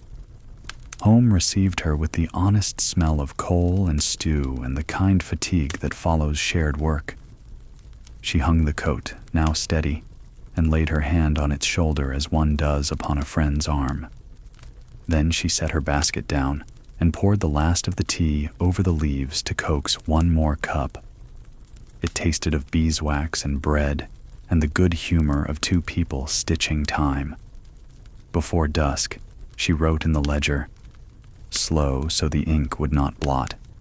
Mended sleeve, mended seam, mended rope. Work divided is work halved. Cold met 2 hands and decided to pass by. She closed the book with a softness that belonged to quilts and bread crusts. Evening stretched. She moved through the small rites, bank the fire, sweep the ashes edge, put the loaf under cloth so it would not grow a skin. She set the needles back in their tin, point to eye like small arrows laid to rest.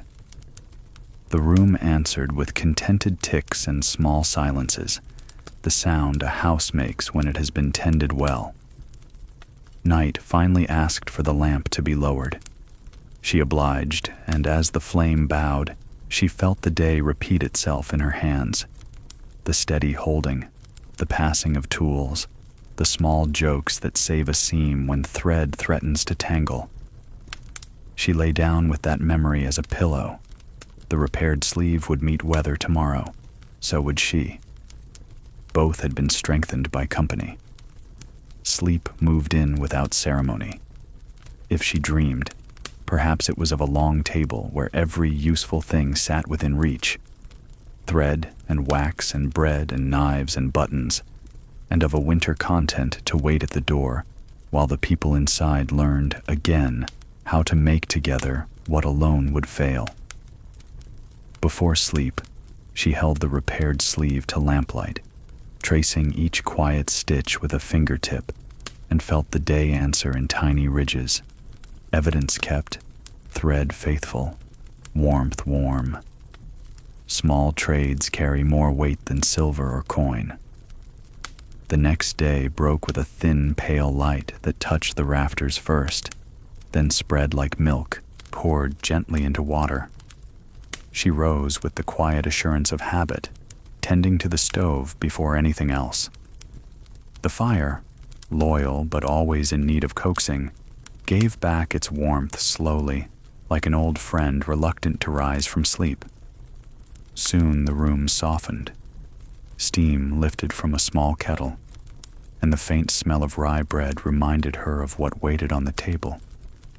The bread, given yesterday at the neighbor's threshold, had been set beneath a cloth to rest overnight. She unwrapped it now, and the crust crackled faintly as if greeting her. She cut 2 slices, one for the plate before her, and one she wrapped carefully in a scrap of linen. Bread eaten alone nourished. Bread given away nourished twice. She tucked the parcel into her pocket, thinking already of the exchange she would make later. In winter, trades were not written on paper nor tallied in ledgers. They were measured in trust, in kindness folded against kindness. A small wedge of cheese, a length of candlewick, a pinch of spice carried back from town. All these could move between houses like friendly birds, carrying comfort where it was needed most. The field itself seemed to know this. The rope line hummed faintly in the morning wind, reminding her that paths were made not only for feet, but for friendship. After breakfast, she wrapped her shawl close and stepped outside. The air was crisp, smelling faintly of pine and smoke, with the bite of frost sharp enough to sting her nose. She followed the rope toward the neighbor's place, boots pressing slow rhythms into the crusted snow. Halfway across, she paused to adjust her bundle, then looked back. Her own cabin stood small but steady, its chimney drawing a faithful line into the sky. Ahead, the neighbor's lamp glowed faint through the frost, promising company. When she knocked, the door opened with no surprise. She was expected, though no word had been sent. The neighbor greeted her with a nod, and that same practical smile that spoke of mornings measured by chores, not clocks. Inside, the warmth embraced her shoulders. The smell of beans simmering, laced with onion and a memory of last summer's herbs, filled the air. "I brought this," she said, laying the wrapped bread on the table, still warm enough to remember yesterday. The neighbor placed a hand upon it as though receiving not bread but blessing. Then, with equal gravity, she set down a small jar of honey. "From last autumn's comb," she said. "The bees worked harder than we did. They shared a quiet laugh, the kind that warms more than noise." The jar gleamed in the lamplight, gold within glass, sun distilled into sweetness. She thought of the long summer fields, the steady hum of bees weaving between clover, the patient work of wings that had made this gift possible. She set the honey beside her bread, the 2 foods belonging together as naturally as lamp and oil. They sat a while at the table, not feasting but tasting. A slice of bread spread thin with honey became more than a meal. It was memory and hope, proof that sweetness could survive cold months and still arrive intact at a neighbor's hand. They ate slowly, letting each bite linger. "It tastes of July," she said, and the neighbor nodded. "It promises May," she replied. When the bread was gone, they set the knife aside, both women touching the handle as if sealing an oath. Trades, after all, were not about objects alone. They were about presence, the unspoken vow that in hunger or storm, neither house would stand alone. Afternoon brought more exchanges, a spool of thread for a bit of soap, a handful of dried apples for a length of twine. Each item small, each transaction large in its meaning. The ledger of winter survival was not written with ink, but with gestures like these, repeated until trust was thick as the snowdrifts. They spoke as they traded, voices low, words simple. "How fares your stove?" "Holding well." "And your stores?" "Enough, if careful." Each answer brief but true, a way of setting burdens on the table where they could be carried by two instead of one. When laughter came, it was not at jokes, but at recognition, the relief of knowing another heartbeat in time with your own. As shadows lengthened, she wrapped her shawl again and prepared to leave. The honey jar was tucked secure in her basket, heavier than its size, glowing like a captured ember. At the door, they exchanged one last promise. "Next time, I'll bring dried beans. Next time, I'll have more candles." The words were small but firm, setting the shape of days to come. The walk home felt shorter than the walk there, though the snow had not changed.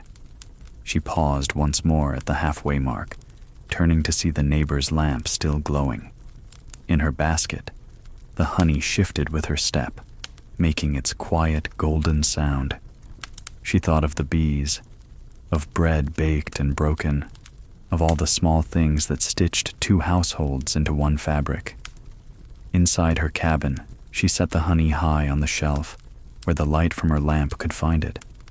The jar caught firelight and returned it, brighter somehow, reminding her that wealth was not counted in coins, but in jars, in loaves, in moments of trust. She placed a slice of her remaining bread on a plate and poured a cup of warm water. The meal was simple, yet as she dipped bread into honey, she felt as rich as anyone alive. Before sleep, she wrote in her ledger, "Traded bread for honey.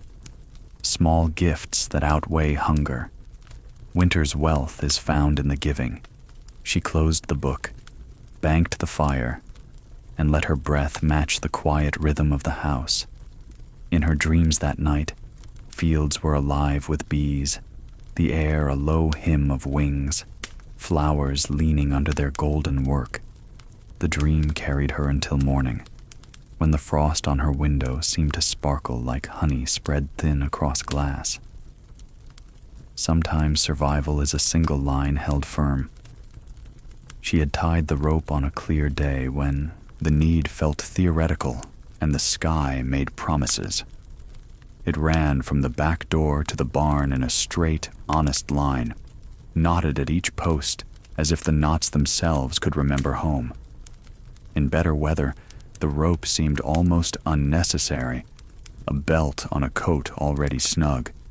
But winter keeps its own calendar. Tonight, the line would earn its keep. Dusk had turned to a chalky dark. Snow sifted in small scripts, writing over footprints and then writing over the writing. She checked the stove, banked the coals, and wrapped her scarf twice, making a small, warm country for her throat. The latch lifted with a sound like a coin tapped on wood. Cold stepped in as an equal, not hostile, merely firm. She nodded to it and stepped out. The first breath pinched the lungs. She cupped a mitten over her mouth and took a second, slower. The rope waited under her left hand, cold braided into colder. She felt the twist of it through the wool, felt the strength hidden in those frictions and crossings. A line is a story braided from smaller stories. Hemp and hand, work and weather, intention and the long patience of fiber. She moved with care.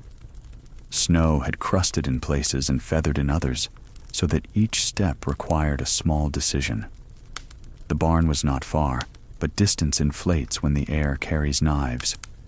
Wind drew a straight edge across the yard and then turned the page. She kept her hand on the rope and her mind on the next post. Thinking too far ahead felt like borrowing fear on interest. The rope hummed when gusts found it, a single note tuned to the night. She listened for that note, the way sailors listen for shoal water. The barn's dark mass appeared and disappeared behind veils of spindrift, like a friend stepping behind a curtain and back again.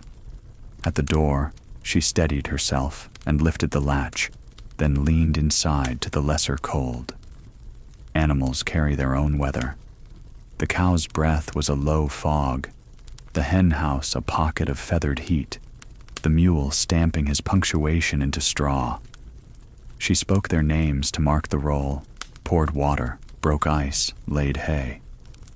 The work was tidy, brief, kind strength that would be returned to her in milk, in eggs, in a spring field turned by a patient shoulder.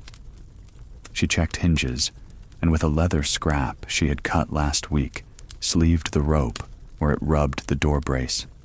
Prevention is a quiet triumph. On her way back, the wind rose from its chair. Snow peeled across the yard in sheets, thin as old letters. Visibility narrowed to the span of her arm. She held the rope with both hands now, not in panic, but in practice. The door of the house had vanished. Only the idea of it remained, a shape held in memory. She took 3 steps and lost the path even while standing on it. The mind can go bright with alarm in such moments. She answered with inventory. Rope, breath, left boot, right boot, pull pause, listen. A sudden gust took the hood from her head. Cold threaded her hair with fierce fingers. She fastened the hood by touch, counting buttons she could not see. A shock lived there, quick and spare. A knowledge of how thin a line can be between a person and the space where a person once was. The rope thrummed against her palms, reminding her that thin is not the same as weak. She kept moving. The shingles voiced the weather in a low drum. The rope sang the answer. In a pause between gusts, she heard another sound, faint, metallic, like a spoon nudged inside an empty pot. It was only the ring on the post, admitting its own winter. Little sounds fill the long dark and keep it from swallowing you. Her fingertips ached. She did not scold them. She promised them soup on the other side of the door. She pictured the lamp, the clean fold of the towel laid near the stove, the bed turned down like a page you mean to return to. These thoughts were not luxuries. They were tools, like mittens and knots. She met the last post by instinct more than sight. The rope angled home. She felt the door before she saw it, her glove sliding over the familiar grain. Inside, the room took her without ceremony. Heat, even small heat, is a negotiator. It met the cold halfway and softened the bargain.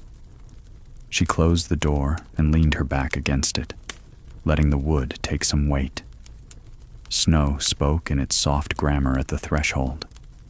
The rope, pressed through the crack and tied to the inside latch for easy reach, ticked once like a clock and stilled. She laughed then, a short sound, part relief, part recognition at how a line you can hold becomes a line that holds you. She unwrapped the scarf, fingers stinging as blood returned. The kettle went back onto the iron. She poured water over dried peppermint leaves saved from a summer ditch, and the room took on a green memory beneath the smell of wood. The first sip returned her to herself. Later, with the lamp trimmed low, she took the ledger and wrote, "Tied rope holds, narrow path, steady hand, fear visits, breath answers." The words looked plain as bread and tasted as good. Wind kept its hand at the windows for a time, then reconsidered. The house settled, a sigh in the beams. She checked the knot at the door once more, not distrustful, only thorough. Through the tiniest gap she could hear the rope sing again, one long, quiet note. It was enough to measure the night by. Toward midnight, the storm eased into the kind of silence that makes the ear ring. She rose to bank the fire and, on impulse, opened the door to the width of a palm. Cold entered like a well-mannered uncle. She reached out and found the rope again. It had a skin of rime now, delicate as spun glass. She broke it with a thumb and closed the door gently, feeling as if she had cut a ribbon at a ceremony no one had attended. If the rope had a memory, it would keep tonight the way trees keep seasons in rings, a thin, bright line running through the dark wood. She kept it too, in the marrow where useful knowledge stays. She would oil the rope tomorrow and shift the knot on the second post and check the leather sleeve and be glad to do it. Sleep found her with one hand curved as if still holding the line. In her dream, she walked a path that was not a path but a sentence. Each knot a comma, each post a period, and the door a final, gentle, full stop. She woke before dawn with the shape of that sentence still in her palm. Morning would come with its ordinary list: water, fire, feed, sweep. But added now was a new small rite, a touch to the rope before stepping out, the way one touches a saint's statue or the shoulder of a friend. The line had joined the household. It would be thanked and tended like any other living thing that kept people alive. For the rest of that week, the weather argued its case each night, and each night she answered by trusting the rope, the same way she trusted flame and bread and the steady intelligence of her own breath. Not all saviors stride. Some are quiet, coiled, fibrous, waiting, ready to be the shortest distance between fear and the next step. She did not tell the story grandly when the thaw finally loosened the eaves and neighbors gathered for coffee that tasted of tin and grace. She only lifted her hand and said, "The line to the barn earned its keep." Heads nodded, eyes warmed. No one asked for more. Those who have held a rope in weather know that the tale finishes itself. That evening, with the yard softened to a gray slush and the sky practicing a color that might one day be blue, she went to the door and untied the inside loop. She rubbed beeswax along the braid and shifted the knot forward 2 finger widths where the old one had chafed. Then she retied it with a square knot her mother had taught her, neat and blunt, the kind that comes undone only when invited. Across the field, a lamp lifted, as if in salutation. She tipped her head, saluted back with 2 fingers against the brim of nothing, and smiled. The rope did not move. It did not need to. It had learned the art of being ready, and so had she. Later, as the house cooled and the fire settled into a single red planet in the stove, she touched the ledger again and added one more line. Keep something you can hold when the world disappears. Then she banked the coals and turned down the lamp and the rope outside. Dark now, a thin horizon between house and barn waited without complaint for the next necessary night. Before sleep fully gathered, one more memory came, walking out of a far winter as if from the back of a closet. She was small again, standing in a shed that smelled of tar and rain, watching a pair of hands demonstrate knot and splice. Her father, quiet, sun-browned, had said, Lines tell the truth. They do not argue with physics or pride. He put the rope in her small fingers and showed her how to lay one part over another, how to dress the knot so it would neither slip nor bite. A good knot, he said, is not decoration. It is a promise the hand makes to the weight it will bear. The lesson had been put away for years with the other tools of a childhood that moved on, and yet tonight it had stepped forward whole. She felt again the roughness of hemp against tender skin, the first sting, the satisfaction when the knot lay clean. She whispered a thank you to the past and to the hands that had guided hers, then let the memory return to its shelf. In the gray edge before dawn, she woke, listened, and chose not to rise. The rope hummed faintly under frost. The house breathed. She traced in the air above her blanket the shape of the line between door and barn, then let her hand fall. Gratitude, she had learned, is not loud work. It is the steady keeping of what keeps you. By full morning, she stepped out and tested the posts one by one, boot to earth, palm to wood, speaking each with a name the way sailors greet masts. The knots held. A pair of sparrows rehearsed spring on the fence, and their fragile confidence moved through her like tea. She went back inside and set bread to rise. The warmth of winter often walked on 2 feet. The rope had saved her through the storm, but storms were never meant to be weathered alone. On the frontier, neighbors were rarely close in miles, yet always close in necessity. A mile, sometimes 2, might stretch like an ocean when snow rose higher than fences and wind erased all familiar paths. But when the gale settled into silence, the heart asked the same question it always did. Are they all right out there? She woke to a morning where the light felt different. Not warm. Winter kept its crown for many more weeks, but softened, almost forgiving. The blizzard had passed, leaving behind white drifts that leaned against cabin walls like tired soldiers. Smoke from her stove rose straight into the air, a steady thread rather than the frantic whip of yesterday. This was the day to see about her neighbors. Breakfast was quick. Little more than porridge thinned with melted snow, eaten standing by the stove. Her boots had dried overnight, stiff as boards, but serviceable once coaxed warm by the fire. She layered herself with the patience of ritual. Long wool underclothes, flannel shirt, vest, heavy trousers, coat, scarf, mittens, each layer a promise against the cold. At last, she tied her boots tight, shouldered her fur-lined hood, and stepped out into a world almost too bright to face. Snow had transformed the yard into sculpture. Every corner and angle softened, each fence post capped like a frosted cake. The barn roof bore a weight that glittered under the pale sun. She paused to listen. Silence, vast and nearly holy. Then a crow cried from somewhere unseen, reminding her that life still moved in this frozen cathedral. Her sled leaned against the cabin wall, half buried.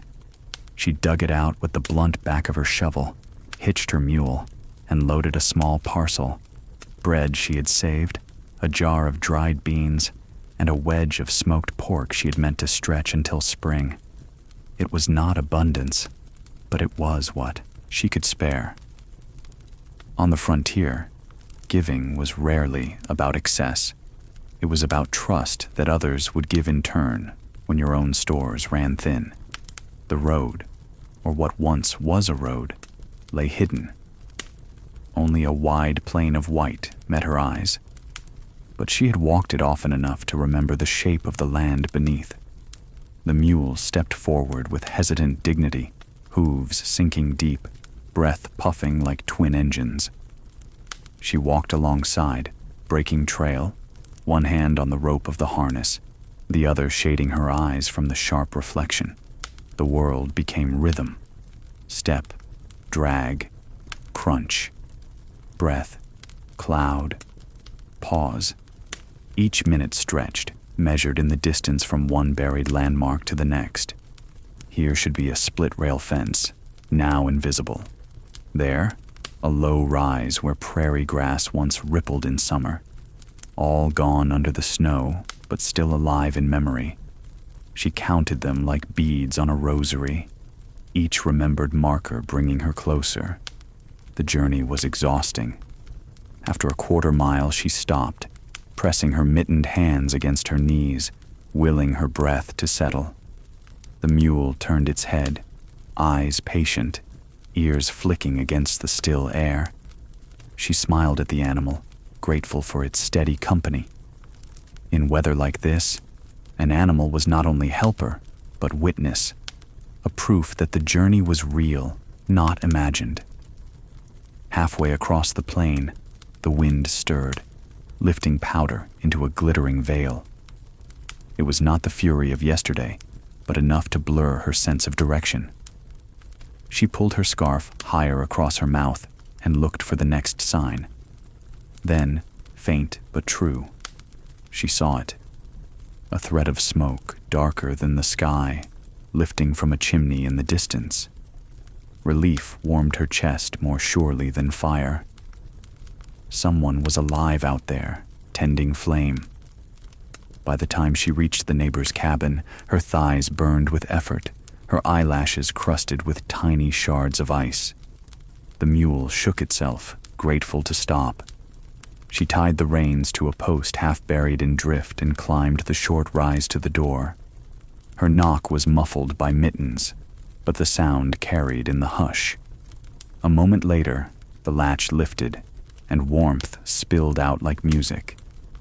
They greeted her with surprise that quickly softened to joy. A neighbor's arrival after days of storm felt like a holiday, a gift against loneliness. She was ushered inside, mittened hands guided toward the stove, scarf unwound by gentle insistence.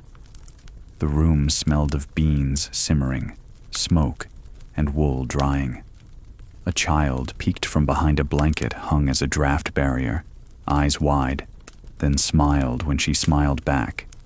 Hospitality was never refused in such times. A cup of coffee, thin but real, was pressed into her hands. She sipped slowly, savoring the bitter warmth as if it were rare wine. Conversation turned to the storm. How deep the drifts, how long the firewood might last, how the animals had fared. Each story was a puzzle piece fitting into the larger picture of survival. She set her parcel on the table. Bread, beans, pork.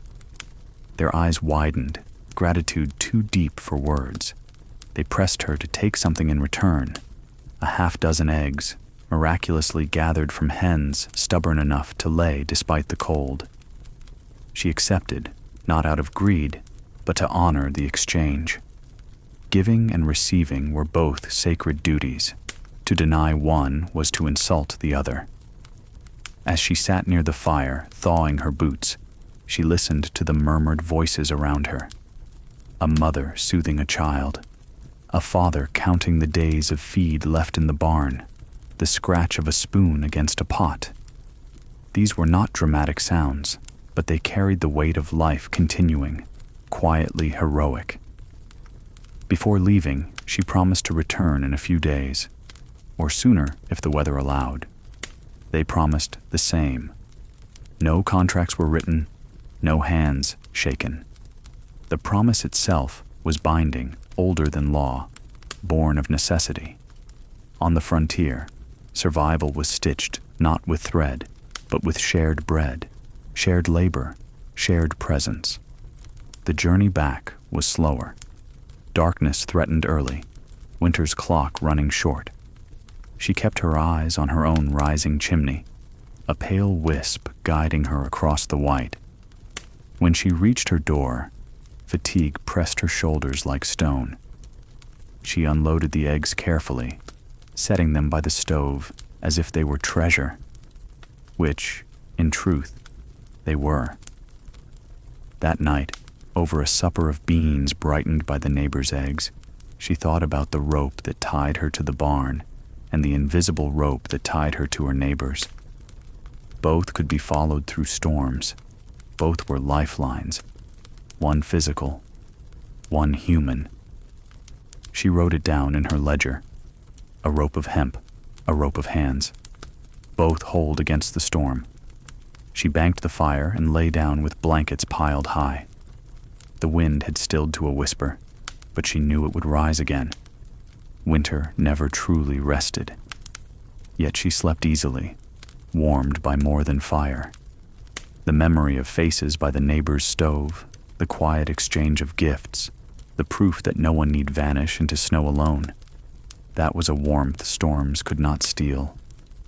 Hope in winter was often salted and sealed. Winter was not only endured outside, where wind carved its name into drifts and fences, but also inside, where food quietly guarded survival in cellars and jars. On the frontier, a family's true fortune was not measured by coins in a box, but by how many sacks of beans, how many jars of preserves, how many potatoes lay beneath the floorboards. It was in those hidden stores that hope was salted, dried, smoked, or simply buried in straw, waiting for the thaw.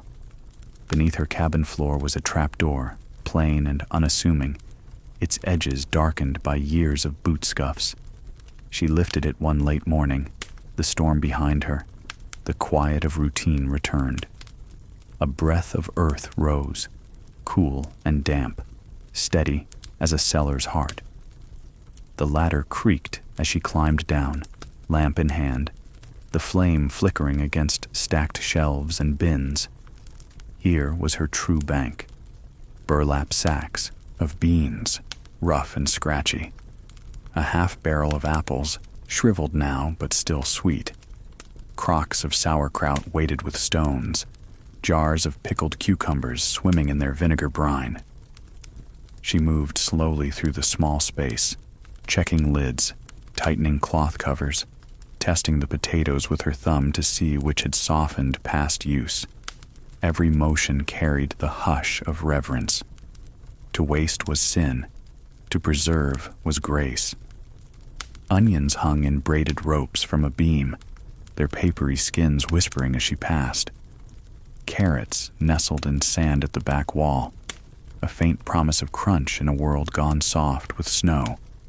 Dried herbs, sage, thyme, mint, were tied in bundles, their fragrance sharp even now, like memory held on a string.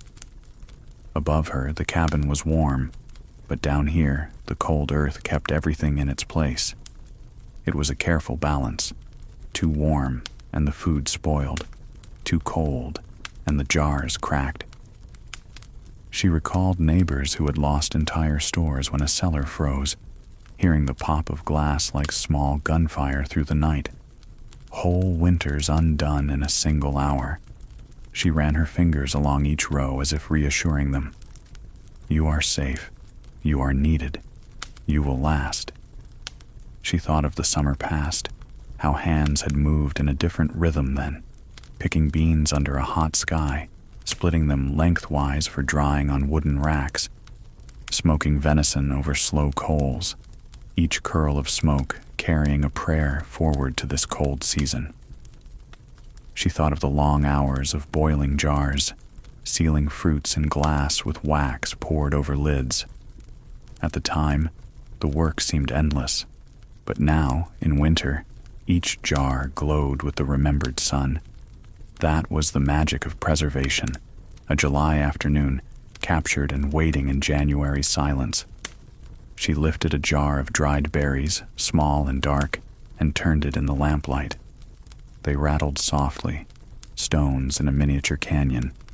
Berries gathered by careful hands, dried by heat, stored by patience. She poured a few into her palm and chewed slowly. Sweetness bloomed in her mouth, unexpected and almost too sharp. She smiled, whispering aloud, "Summer, I remember you." Such simple tastes were not luxury. They were lifelines to keep the spirit alive when days pressed long and gray. The mule, the cow, the chickens, they too had their stores. Hay stacked high, sacks of grain measured carefully, salt blocks for the cow's tongue. She visited their quarters daily, but she understood her cellar was a reflection of theirs. To provide for animals was to preserve herself. Every creature's hunger was tied together. Every bite of hay saved in July was a warmer night in January. Neighbors often traded stories of ingenuity.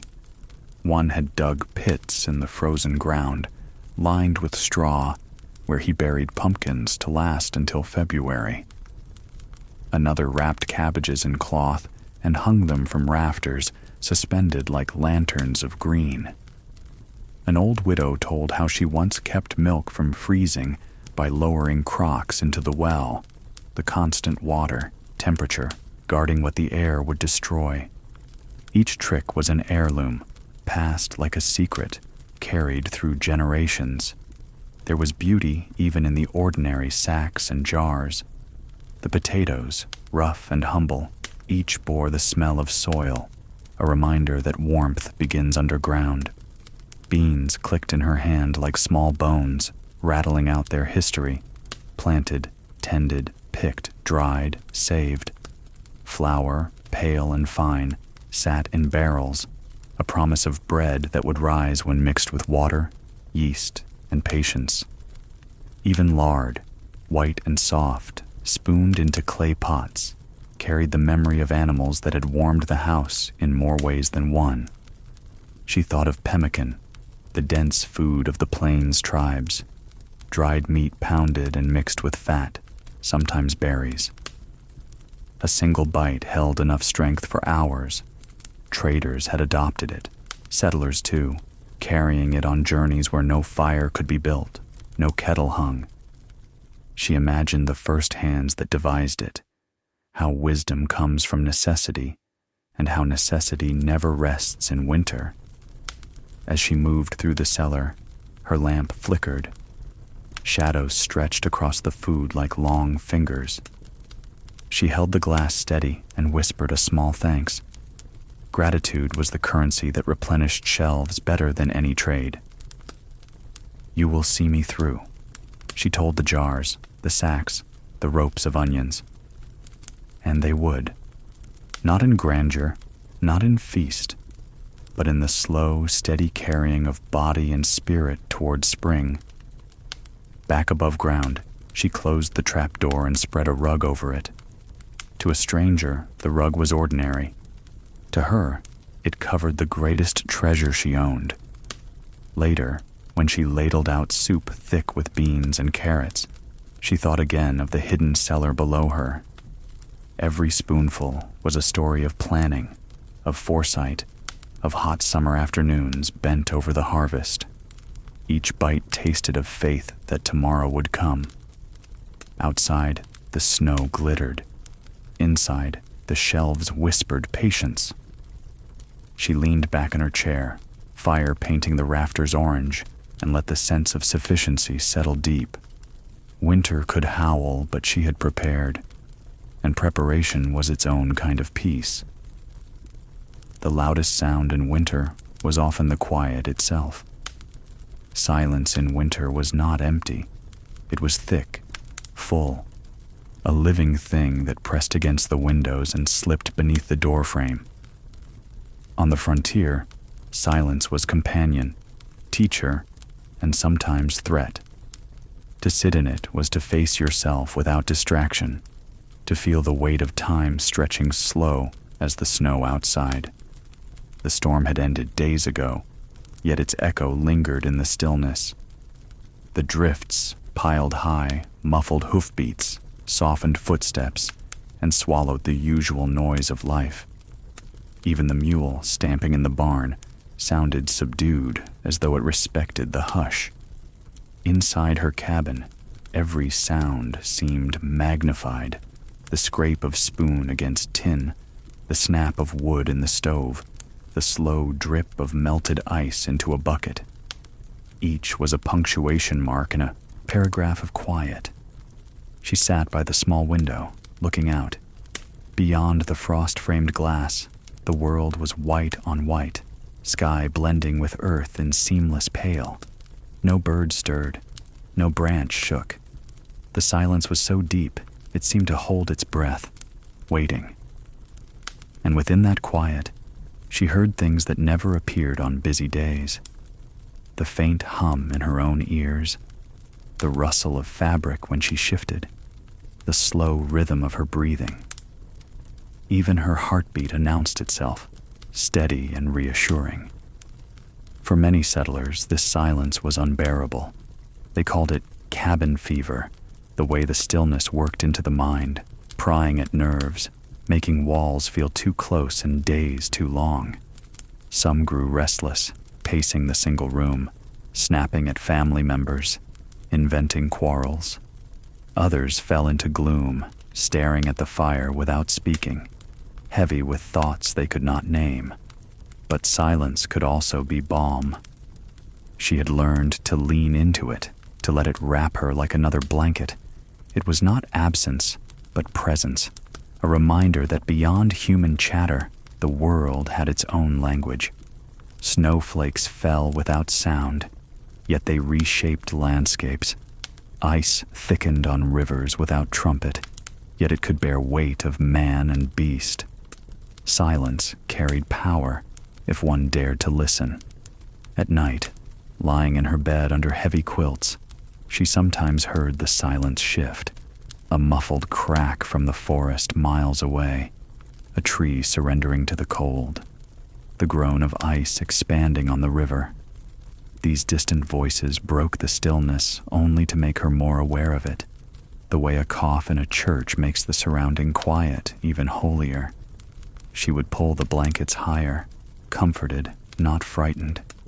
For these were natural sounds, signs that the earth was breathing with her. In the long evenings, she filled silence with small rituals. She read aloud, softly, even if only to herself. The sound of her own voice reassured her, gave shape to the air. She mended socks with needle and thread, each small puncture and pull steadying her thoughts. Sometimes she hummed old hymns, not loudly, just a note under her breath, blending with the crackle of fire. She discovered that silence did not object to company. It merely insisted that company be gentle. Neighbors spoke of hearing things in the stillness that others could not. Some claimed they could tell a storm's approach by the way the quiet thickened, how the air seemed to grow heavy before snow fell. Others said silence revealed their own worries more clearly, as if the mind had fewer places to hide. A man once confessed he avoided being alone at night because the silence spoke his name in the creak of beams. But for her, silence was a mirror. It showed what was already inside, nothing more, nothing less. One evening, the lamp sputtered low. She had stretched the oil as far as possible. She trimmed the wick carefully, but the flame gave only a faint glow, shadows stretching long. She let the silence meet the darkness, and together they filled the cabin with a profound stillness. It was in that hush that she felt most alive, most aware of her own smallness and strength. There was no fear in it, only an understanding that life was brief, the world vast, and both truths could sit together quietly. She remembered stories passed down about native tribes who honored winter silence as sacred. Only when snow lay on the ground were certain tales told, whispered histories, spiritual lessons. Silence itself was the permission to speak them, a sign that the world listened.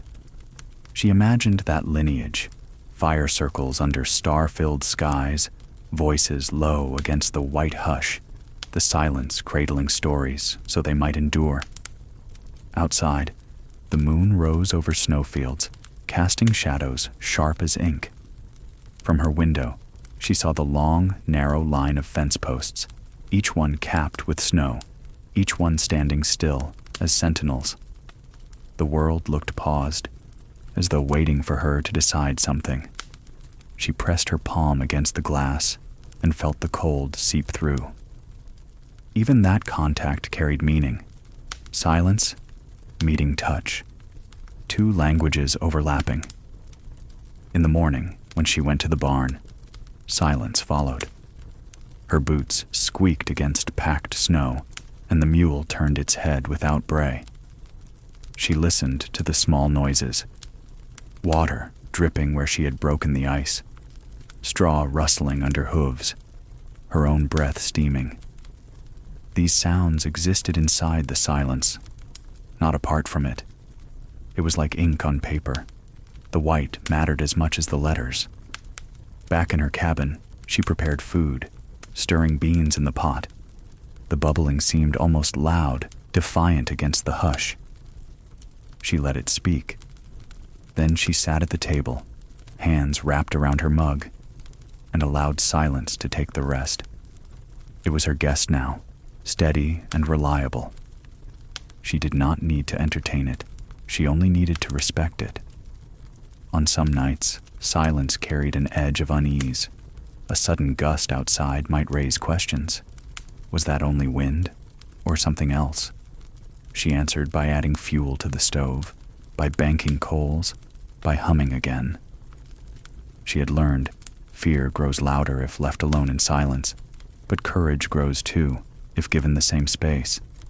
She chose courage. The ledger on her shelf held simple entries, yet on one page she wrote, "Silence is not nothing. It is the sound of the earth listening back." She closed the book gently, as though even that deserved quiet. That night, lying in bed, she let the silence carry her toward sleep. It was not empty. It was filled with the sound of her own breath, the comfort of her heart beating, the whisper of wind fading in the eaves. She smiled, drifting into dreams where silence was not a void, but a song without words. Cold seasons carried wisdom warmer than fire. Winter on the frontier was more than weather. It was a teacher. Each snowfall wrote its lesson across the land. Each windstorm whispered reminders that survival was never given, only earned. By the time a person endured several winters, they carried not only scars, but also knowledge, deep and practical, that could not be found in books. The lessons were hard, but they were generous too, if one paid attention. She learned first from her own mistakes. The early months had caught her unready. Boots too thin, firewood stacked too far from the door, matches left on a damp shelf where they sulked useless. Those errors left their mark. To step into snow without proper layers once meant days of aching toes. To wait until dark to fetch more wood meant shivering in the night. From such discomforts came her first rule. Never assume tomorrow will be easier. Prepare now, always now. The animals taught her too. She watched how the mule angled its body to block the wind, how chickens huddled together, sharing warmth feather to feather. The cow, slow and deliberate, conserved energy by moving less, chewing hay with patience rather than hunger. Nature carried wisdom written in fur, feather, and instinct. She took notes not on paper, but in action. Walk with the wind at your back. Rest when you can. Never eat more than you need if the days ahead may ask for less. Neighbors offered their lessons freely, though often in stories rather than lectures. An older man recalled the winter of '79, when he lost half his pigs to cold because he hadn't built their shelter tight. His voice still carried regret, but also warning. Another neighbor laughed about tying food in sacks to rafters, safe from rats who had outsmarted every trap. She listened carefully, filing these tales away. On the frontier, each mistake survived by one person became wisdom for the next.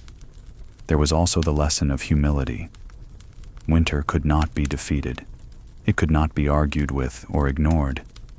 Prideful ranchers had tried, leaving cattle unfenced, trusting luck and strength of herd. The blizzards of 86 to 87 had answered with death scattered across the plains. Those who remained alive learned humility was not weakness, it was recognition of limits. She whispered this truth to herself whenever storms rose. Bend, don't break. Adjust, don't resist. Inside her cabin, she kept a small ledger, lines neat in her careful hand. It held more than accounts of beans and firewood. It carried fragments of winter's teaching. Stack wood in autumn by the door, not across the yard. Cotton kills, wool saves. Never trust a clear morning sky in January. Each note, plain as it was, came from lived truth. They were the scripture of her survival, each entry worth more than gold. Some lessons were not practical, but inward. Silence had shown her the weight of her own thoughts. Long nights by the fire had taught patience, the slow passing of hours accepted rather than resisted. She had discovered strength in small comforts, a warm stone at her feet, a jar of preserved berries, a letter read for the 10th time. Hardship sharpened her eye to what mattered, to the difference between need and want. That was winter's most lasting gift. Clarity. She remembered one particular evening when the wind had screamed so fiercely it rattled the very bones of her cabin. She had sat by the stove, hands clasped, fear pressing heavy. Then she had thought of her rope tied to the barn, of the neighbor's chimney smoke seen across the snow, of the jars in her cellar. Each represented foresight, community, and provision. Fear lessened. She learned then that hope is not vague.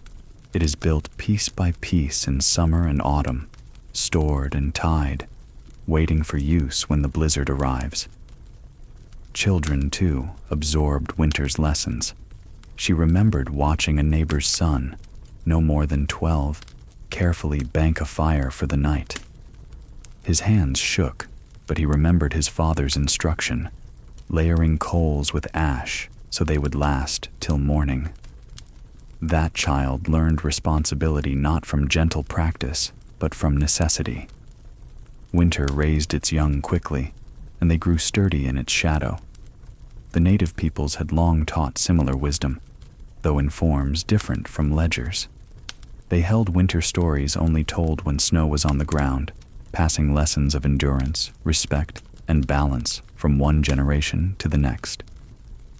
Their ways, rooted in centuries, showed that survival was not invention, but remembrance, a steady, listening to what the land already knew. She thought often of this, humbled by how much settlers had yet to learn. Lesson followed lesson. Do not walk alone in a storm without a guide rope. Share what you have, for someday it will be your turn to receive. Keep tools dry, always. Oil leather before it cracks. Burn dung when wood runs low. And above all, tend the flame. Fire was not only heat, it was life in its simplest, most vivid form. To let it die was to let despair in. Over time, these lessons shaped her not just into someone who survived, but into someone who belonged to the rhythm of the place. Winter was no longer enemy. It was stern elder, demanding but just.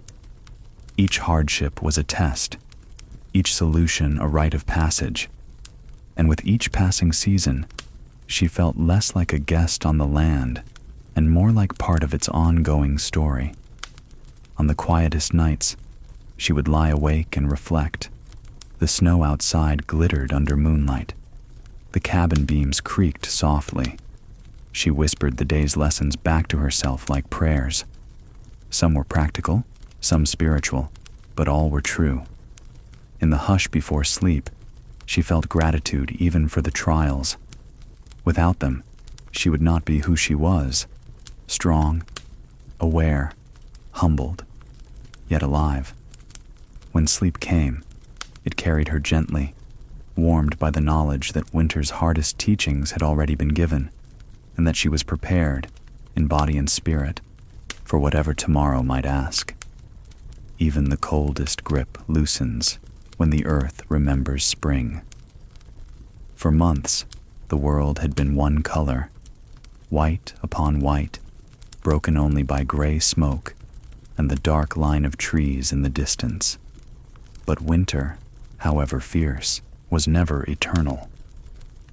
One morning she woke and felt something different in the air. It was still cold, yes, sharp enough to nip at her nose as she stirred the embers, but there was a softness folded within the chill, a suggestion that the earth was preparing to move again. The first sign came in sound. From the eaves above her cabin, a steady drip began, rhythmic as a clock. She lifted her head from her morning porridge and listened, almost not trusting it. A thaw. The snow on the roof, warmed by sun even pale and weak, had begun to weep.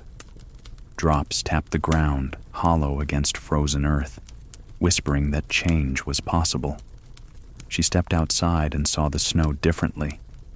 Where it had once been sharp-crusted, brittle underfoot, now the surface gleamed wet in patches. The mule's hooves sank not just in depth, but in dampness, slush sucking faintly at each step. Even the light had shifted. The sun rode a little higher, stretching shadows thinner, painting the snow with a brightness that hinted at color below. The silence she had grown used to was broken by new voices. A chickadee called from a fence post, its notes hesitant but brave, as if testing whether its song could survive the air. Far overhead, she glimpsed geese flying north in ragged lines, their calls carrying across the sky like a banner of return. For weeks, she had seen only the tracks of rabbits and foxes. Now, the world seemed to stir, restless beneath its white coverlet. Thaw brought its own challenges. The snowmelt trickled into ruts, froze again by night, making the yard a patchwork of mud and ice. The barn door swelled in its frame, wood drinking water greedily. The path to the well turned slick, each trip demanding careful steps to avoid a fall. Yet even these annoyances carried promise. They were signs that the world was loosening, that time was shifting forward. She checked her cellar more often, taking stock of what remained. Potatoes had softened, beans grown fewer, flour dipped lower in the barrel. These shortages no longer filled her with fear, but with urgency. Spring must come soon, or hunger would press harder.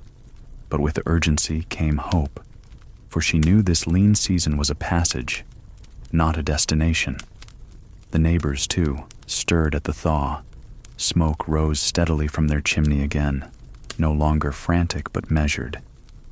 One day she saw movement on the ridge, a figure trudging slowly, hand raised in greeting. They met halfway, exchanging news as the snow melted around their boots. He told her of a calf born against the odds, fragile but alive.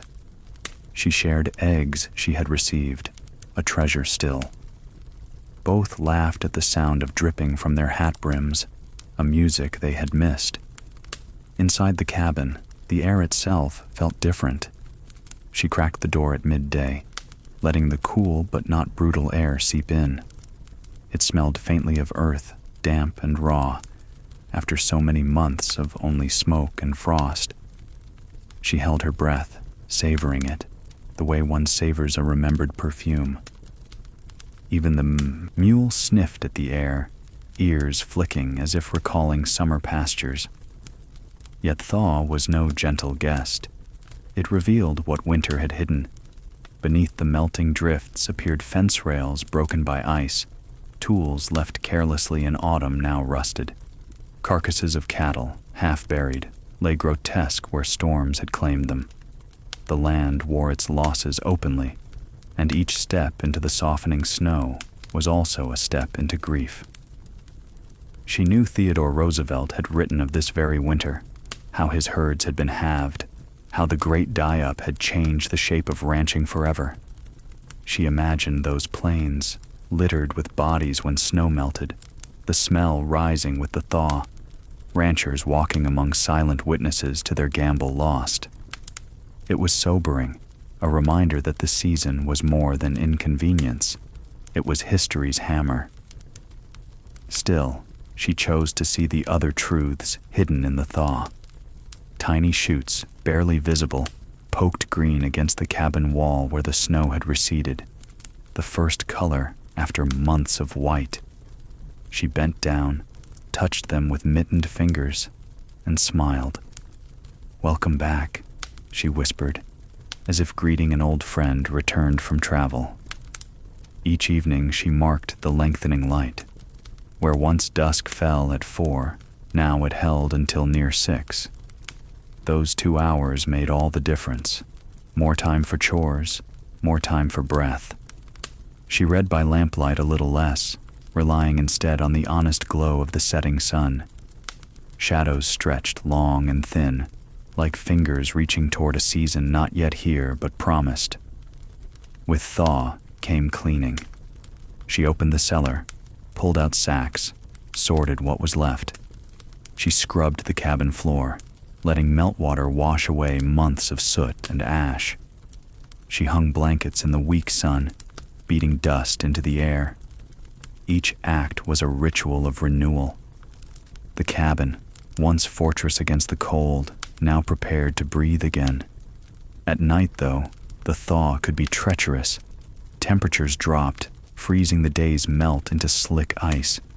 She had to remind herself not to hurry, not to misstep. The rope to the barn, once her lifeline in blizzard, now served as steady support against sudden falls. The lesson remained: never underestimate the season, even as it loosens its grip. One night, lying awake, she heard the steady drip from the eaves again. It lulled her like rain on a roof, a sound she had nearly forgotten. Her eyes closed, her mind drifting not toward fear, but toward spring. She dreamed of planting rows of beans, of walking barefoot on grass, of hearing crickets sing in warm dark. Dreams carried her gently, fueled by the thaw's promise. Morning came, and she stepped outside once more. The snow was lower, the air softer. A crow lifted from a branch, wings wide against pale sky. She inhaled deeply, filling her lungs with damp earth and melted snow, and whispered to herself, "It is coming." The thaw did not erase winter. It revealed it.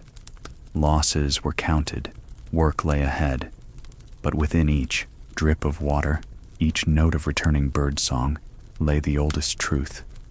No winter, however fierce, holds forever. Every ending in winter is a doorway towards spring.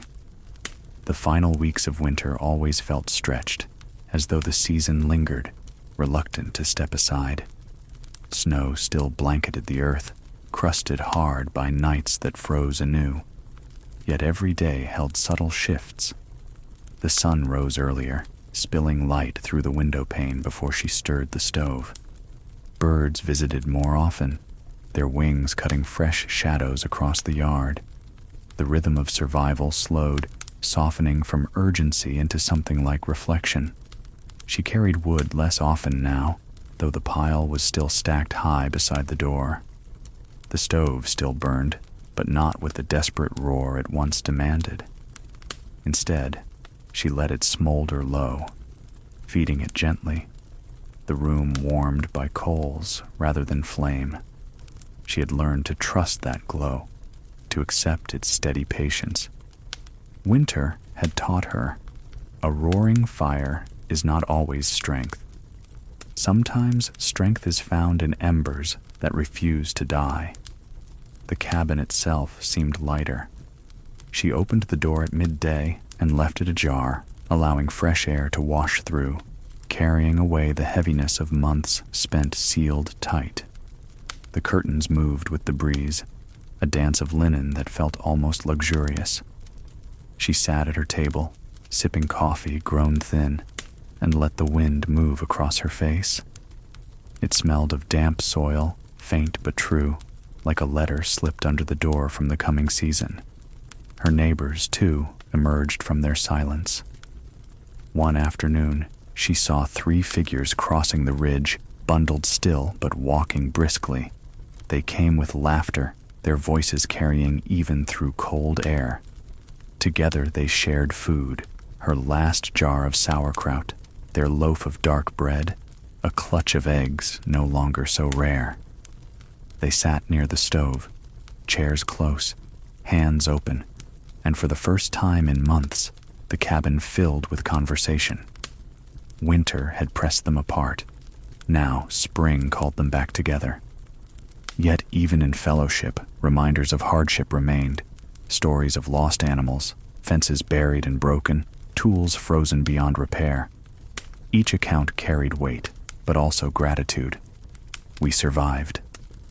That phrase, unspoken yet understood, was present in every look, every shared smile. Survival was not triumph in the grand sense. It was quieter than that, closer to endurance, closer to faith. She spent one day walking the edge of her land, snow soft underfoot. Here, a fence rail had cracked under ice. There, the barn door sagged. Each flaw was noted, not with despair but with calm acceptance. Work waited, but the worst had passed. Spring would bring labor of another kind, planting, mending, building. But she felt ready. Winter had sharpened her. She no longer feared the work. She welcomed it as proof of life continuing. Inside, the cellar shelves were thin, nearly bare. A handful of potatoes sprouted pale shoots. Flour dwindled to the bottom of the barrel. These were signs not of loss, but of timing. The season's stores had carried her this far, and soon the earth would provide again. She pressed her palm to the wood of the trapdoor, whispering thanks to the food that had kept her alive. Gratitude, she knew, was not only for abundance, it was for sufficiency. One evening, as she banked the fire, she wrote a final note in her ledger. Winter has taught me enough for now. I will carry it forward. Her hand lingered over the words, then closed the book gently. The page was full, but so was her heart. She set the ledger aside, a record of lessons that would guide her when the seasons turned again. That night, the sky cleared, and stars stretched wide above the snowfields. She stepped outside, breath pluming white, and tilted her head to see them. They looked sharper than ever, countless points burning cold light. She thought of all the winters before, all the people who had looked at these same stars while surviving their own trials. She was not alone in time. She belonged to a lineage of endurance, of quiet resilience. Returning indoors, she prepared for sleep.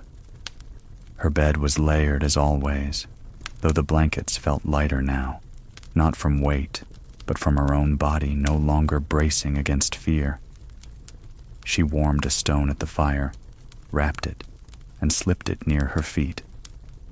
The heat spread slowly, reminding her that comfort need not be extravagant. Small mercies were enough. Lying back, she let her breath slow. The cabin's walls, creaking softly, seemed to sigh with her. Winter had been long, harder than most, yet here she was, safe, alive, even quietly content. She thought of the thaw, the drip from eaves, the first green shoots she had touched with mittened fingers. They were promises fulfilled, proof that no winter lasted forever. Her eyes closed, and images drifted behind them.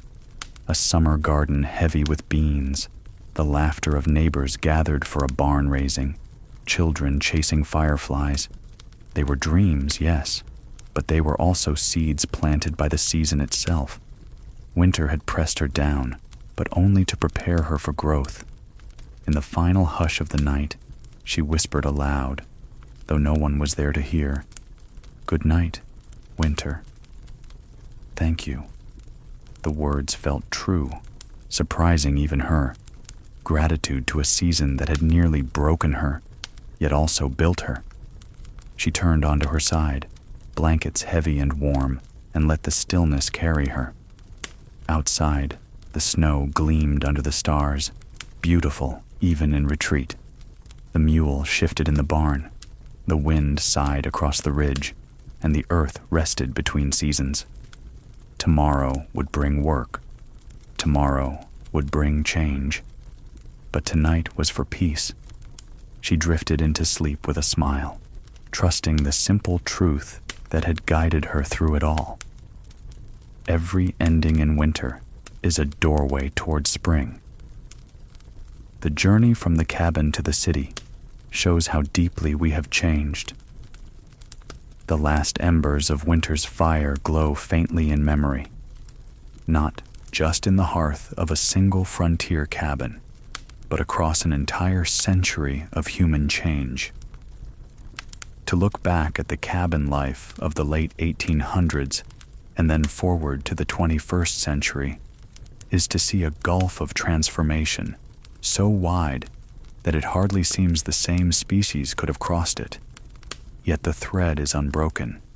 The same hopes, the same fears, the same longing for warmth and safety bind those two worlds together.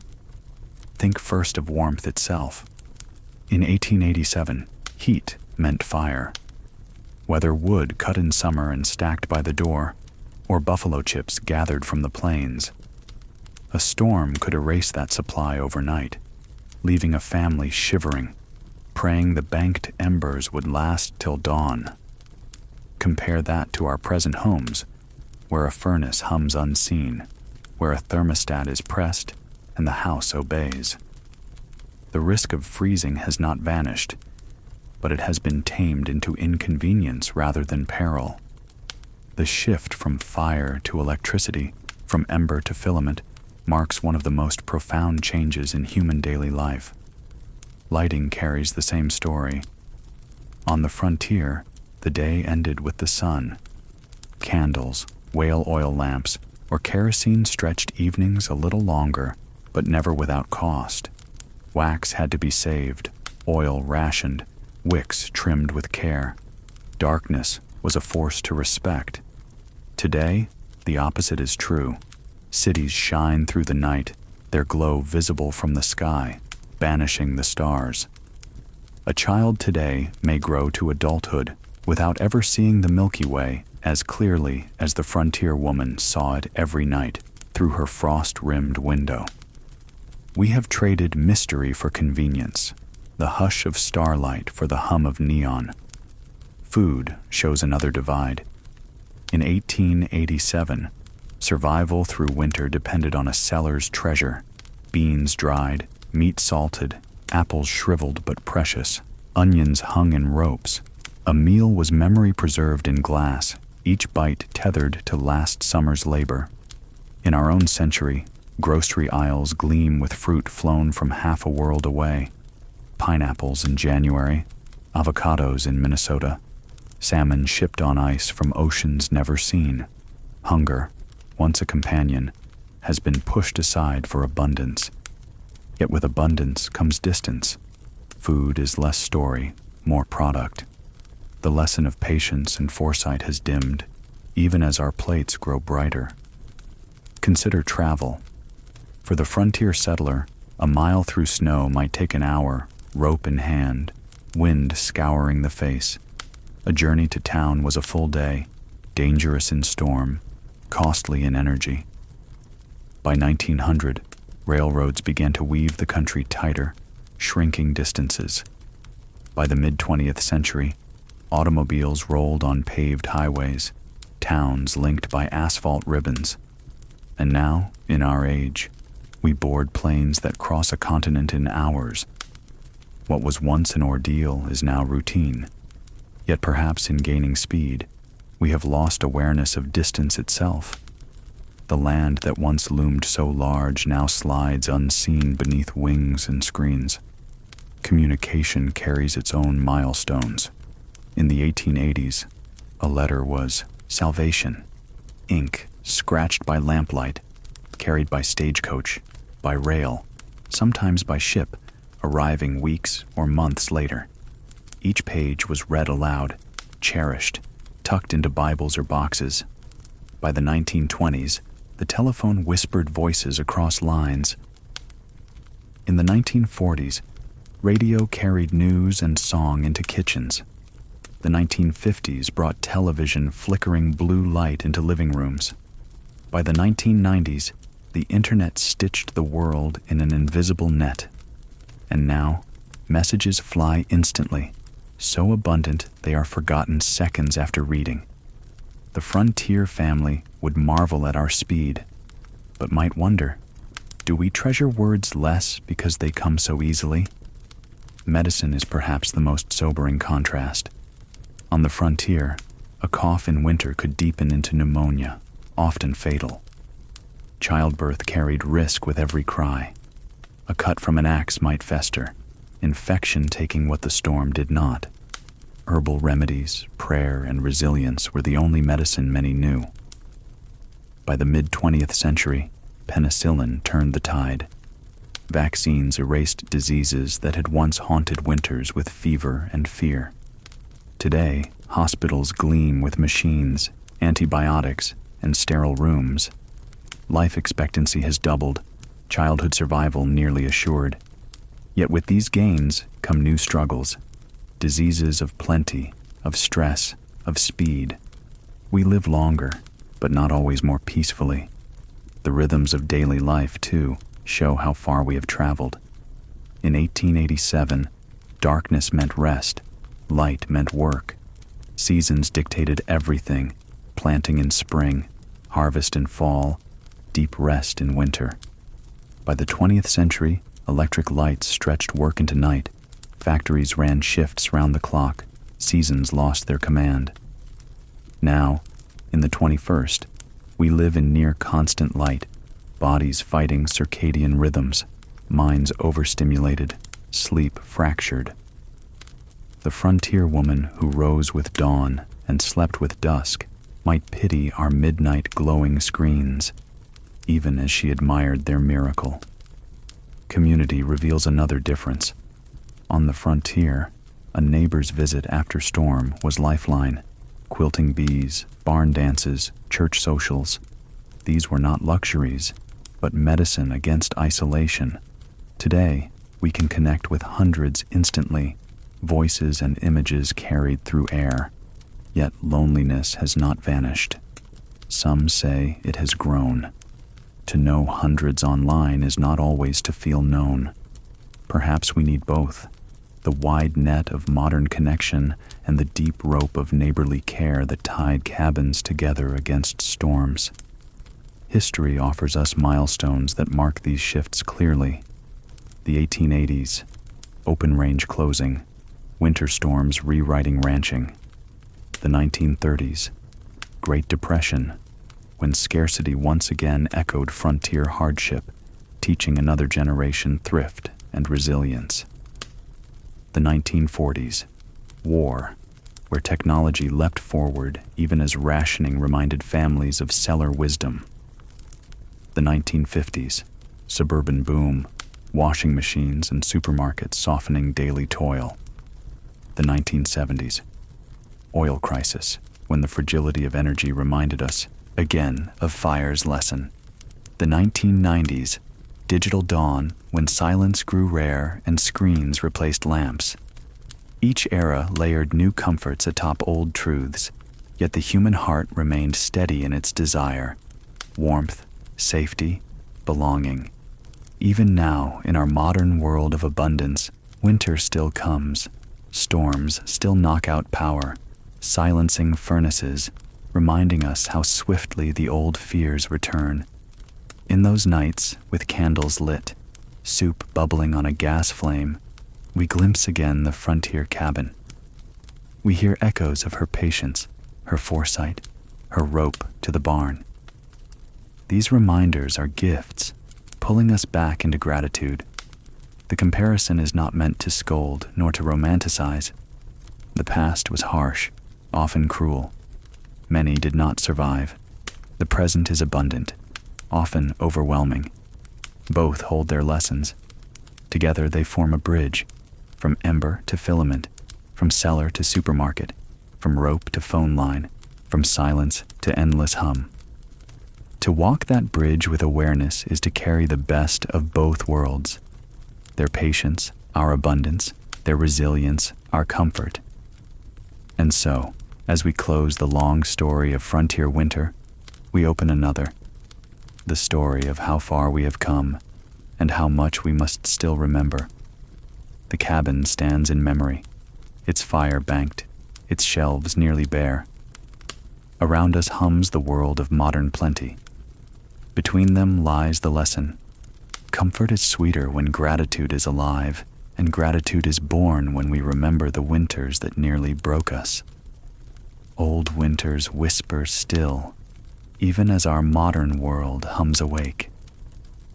When we think of the old frontier winters, with their frozen troughs, ropes tied to barns, and cupboards nearly bare, it is tempting to file them away as a distant chapter, dusty, sepia-toned, no longer relevant to our daily comfort. Yet if we look closely, we see not separation, but reflection. The world of 1887 leans quietly against the world of 2025, its breath visible in ways we seldom notice. Begin with the measure of time. The settler's day was braided with nature's rhythm. Dawn opened the hours, dusk closed them. Winter shortened the daylight, urging longer sleep. Summer stretched it, calling for endless labor. By contrast, our modern clocks do not care for the sun. We wake by alarm in darkness, work beneath fluorescent or LED skies, sleep beneath screens that shine long past midnight. In some sense, we have conquered the sun, but in another, we have fallen out of step with the ancient cadence that guided every frontier task. Medical studies today whisper what the old farmer knew without words. Bodies crave rhythm, darkness for rest, light for labor. In losing that rhythm, we have gained hours but lost ease. Think of shelter. A frontier cabin was both fragile and fortress, built of logs or sod, each crack stuffed against drafts, each wall creaking in the wind. The storm pressed on those walls as if testing the family inside. Today, our homes are sealed tight, central heating smoothing every room to the same mild degree. Windows gleam double-paned, roofs layered with modern shingles, and yet storms still find us. Hurricanes topple power lines, ice pulls down entire grids. Suddenly, we too huddle by candles, boiling water on camp stoves, humbled. The old lesson returns. Security is not permanence, and comfort is never guaranteed. Water, once carried in buckets from wells, now flows at the twist of a tap. It is so ordinary that we forget it is a marvel. In 1887, a frozen pump could mean thirst, or hours spent breaking ice.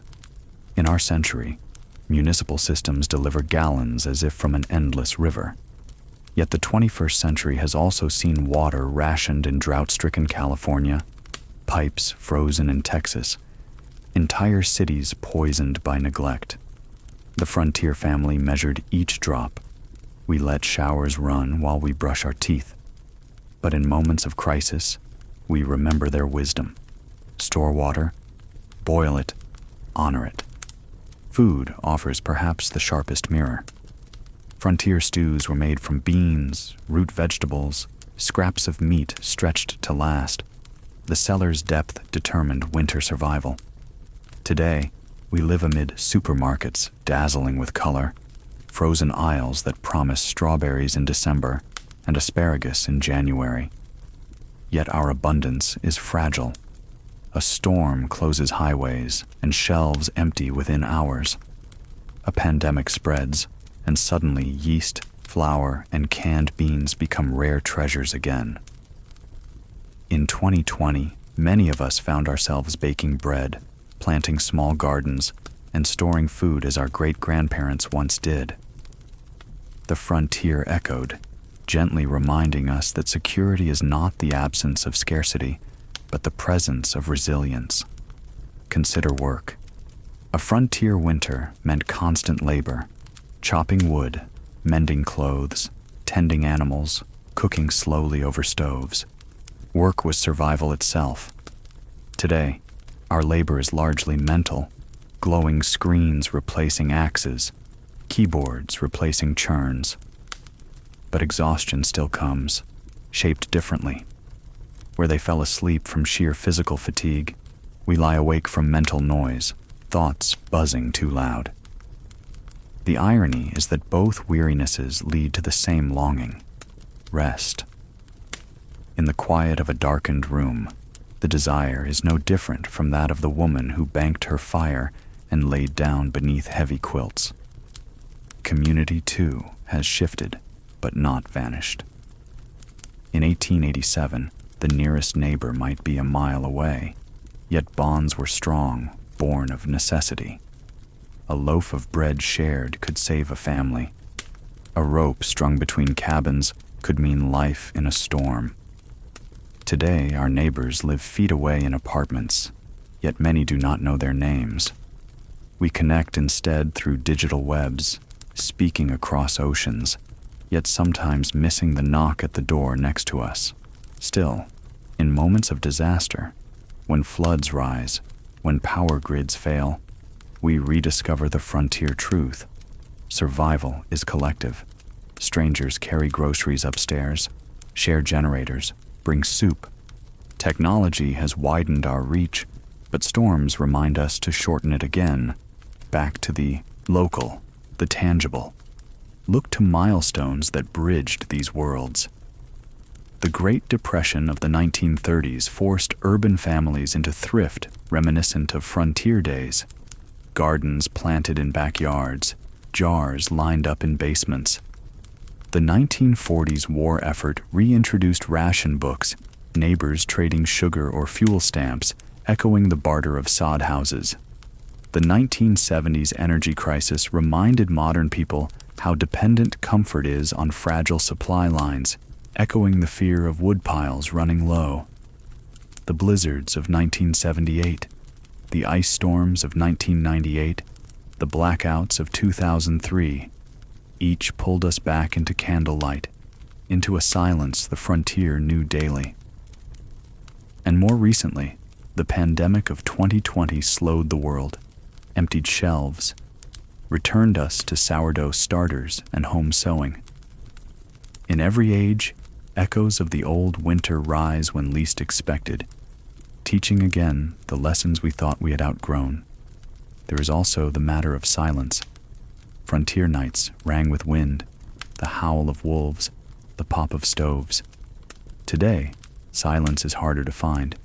Cars, planes, appliances hum, screens chatter. Yet, curiously, silence has grown more precious. We pay for meditation apps, retreat to cabins for weekends, seek dark sky parks to see what was once free above every frontier field. In chasing silence, we acknowledge what the settler knew. Stillness is medicine. The heart of the comparison is not whether life is easier now. It plainly is. It is whether we remember what ease cost, and whether we can keep the deeper lessons. To live in 2025 without gratitude for 1887 is to mistake convenience for permanence. To live today with awareness of then is to hold both gifts at once. So, how have we changed? We have lengthened lives, widened choices, filled nights with light and tables with food. But we have also gained new hungers, for silence, for rhythm, for neighborly bonds. The frontier taught survival. The modern world teaches speed. Perhaps the path forward is not choosing one over the other, but weaving them. Our speed guided by their patience, our abundance tempered by their gratitude. As the story closes, imagine again that cabin of 1887. The storm rages outside, fire glows inside, and a family listens to the wind with wary ears. Now imagine your own room tonight. The furnace hums, The phone glows, and the storm outside may be digital, not snow. Both scenes carry the same heartbeat, the wish to be safe, to be warm, to belong. The centuries fall away, and you see, we have not changed as much as we think. The cabin's frost and our glowing screens are mirrors. Both remind us of what it means to be human, seeking warmth against the cold.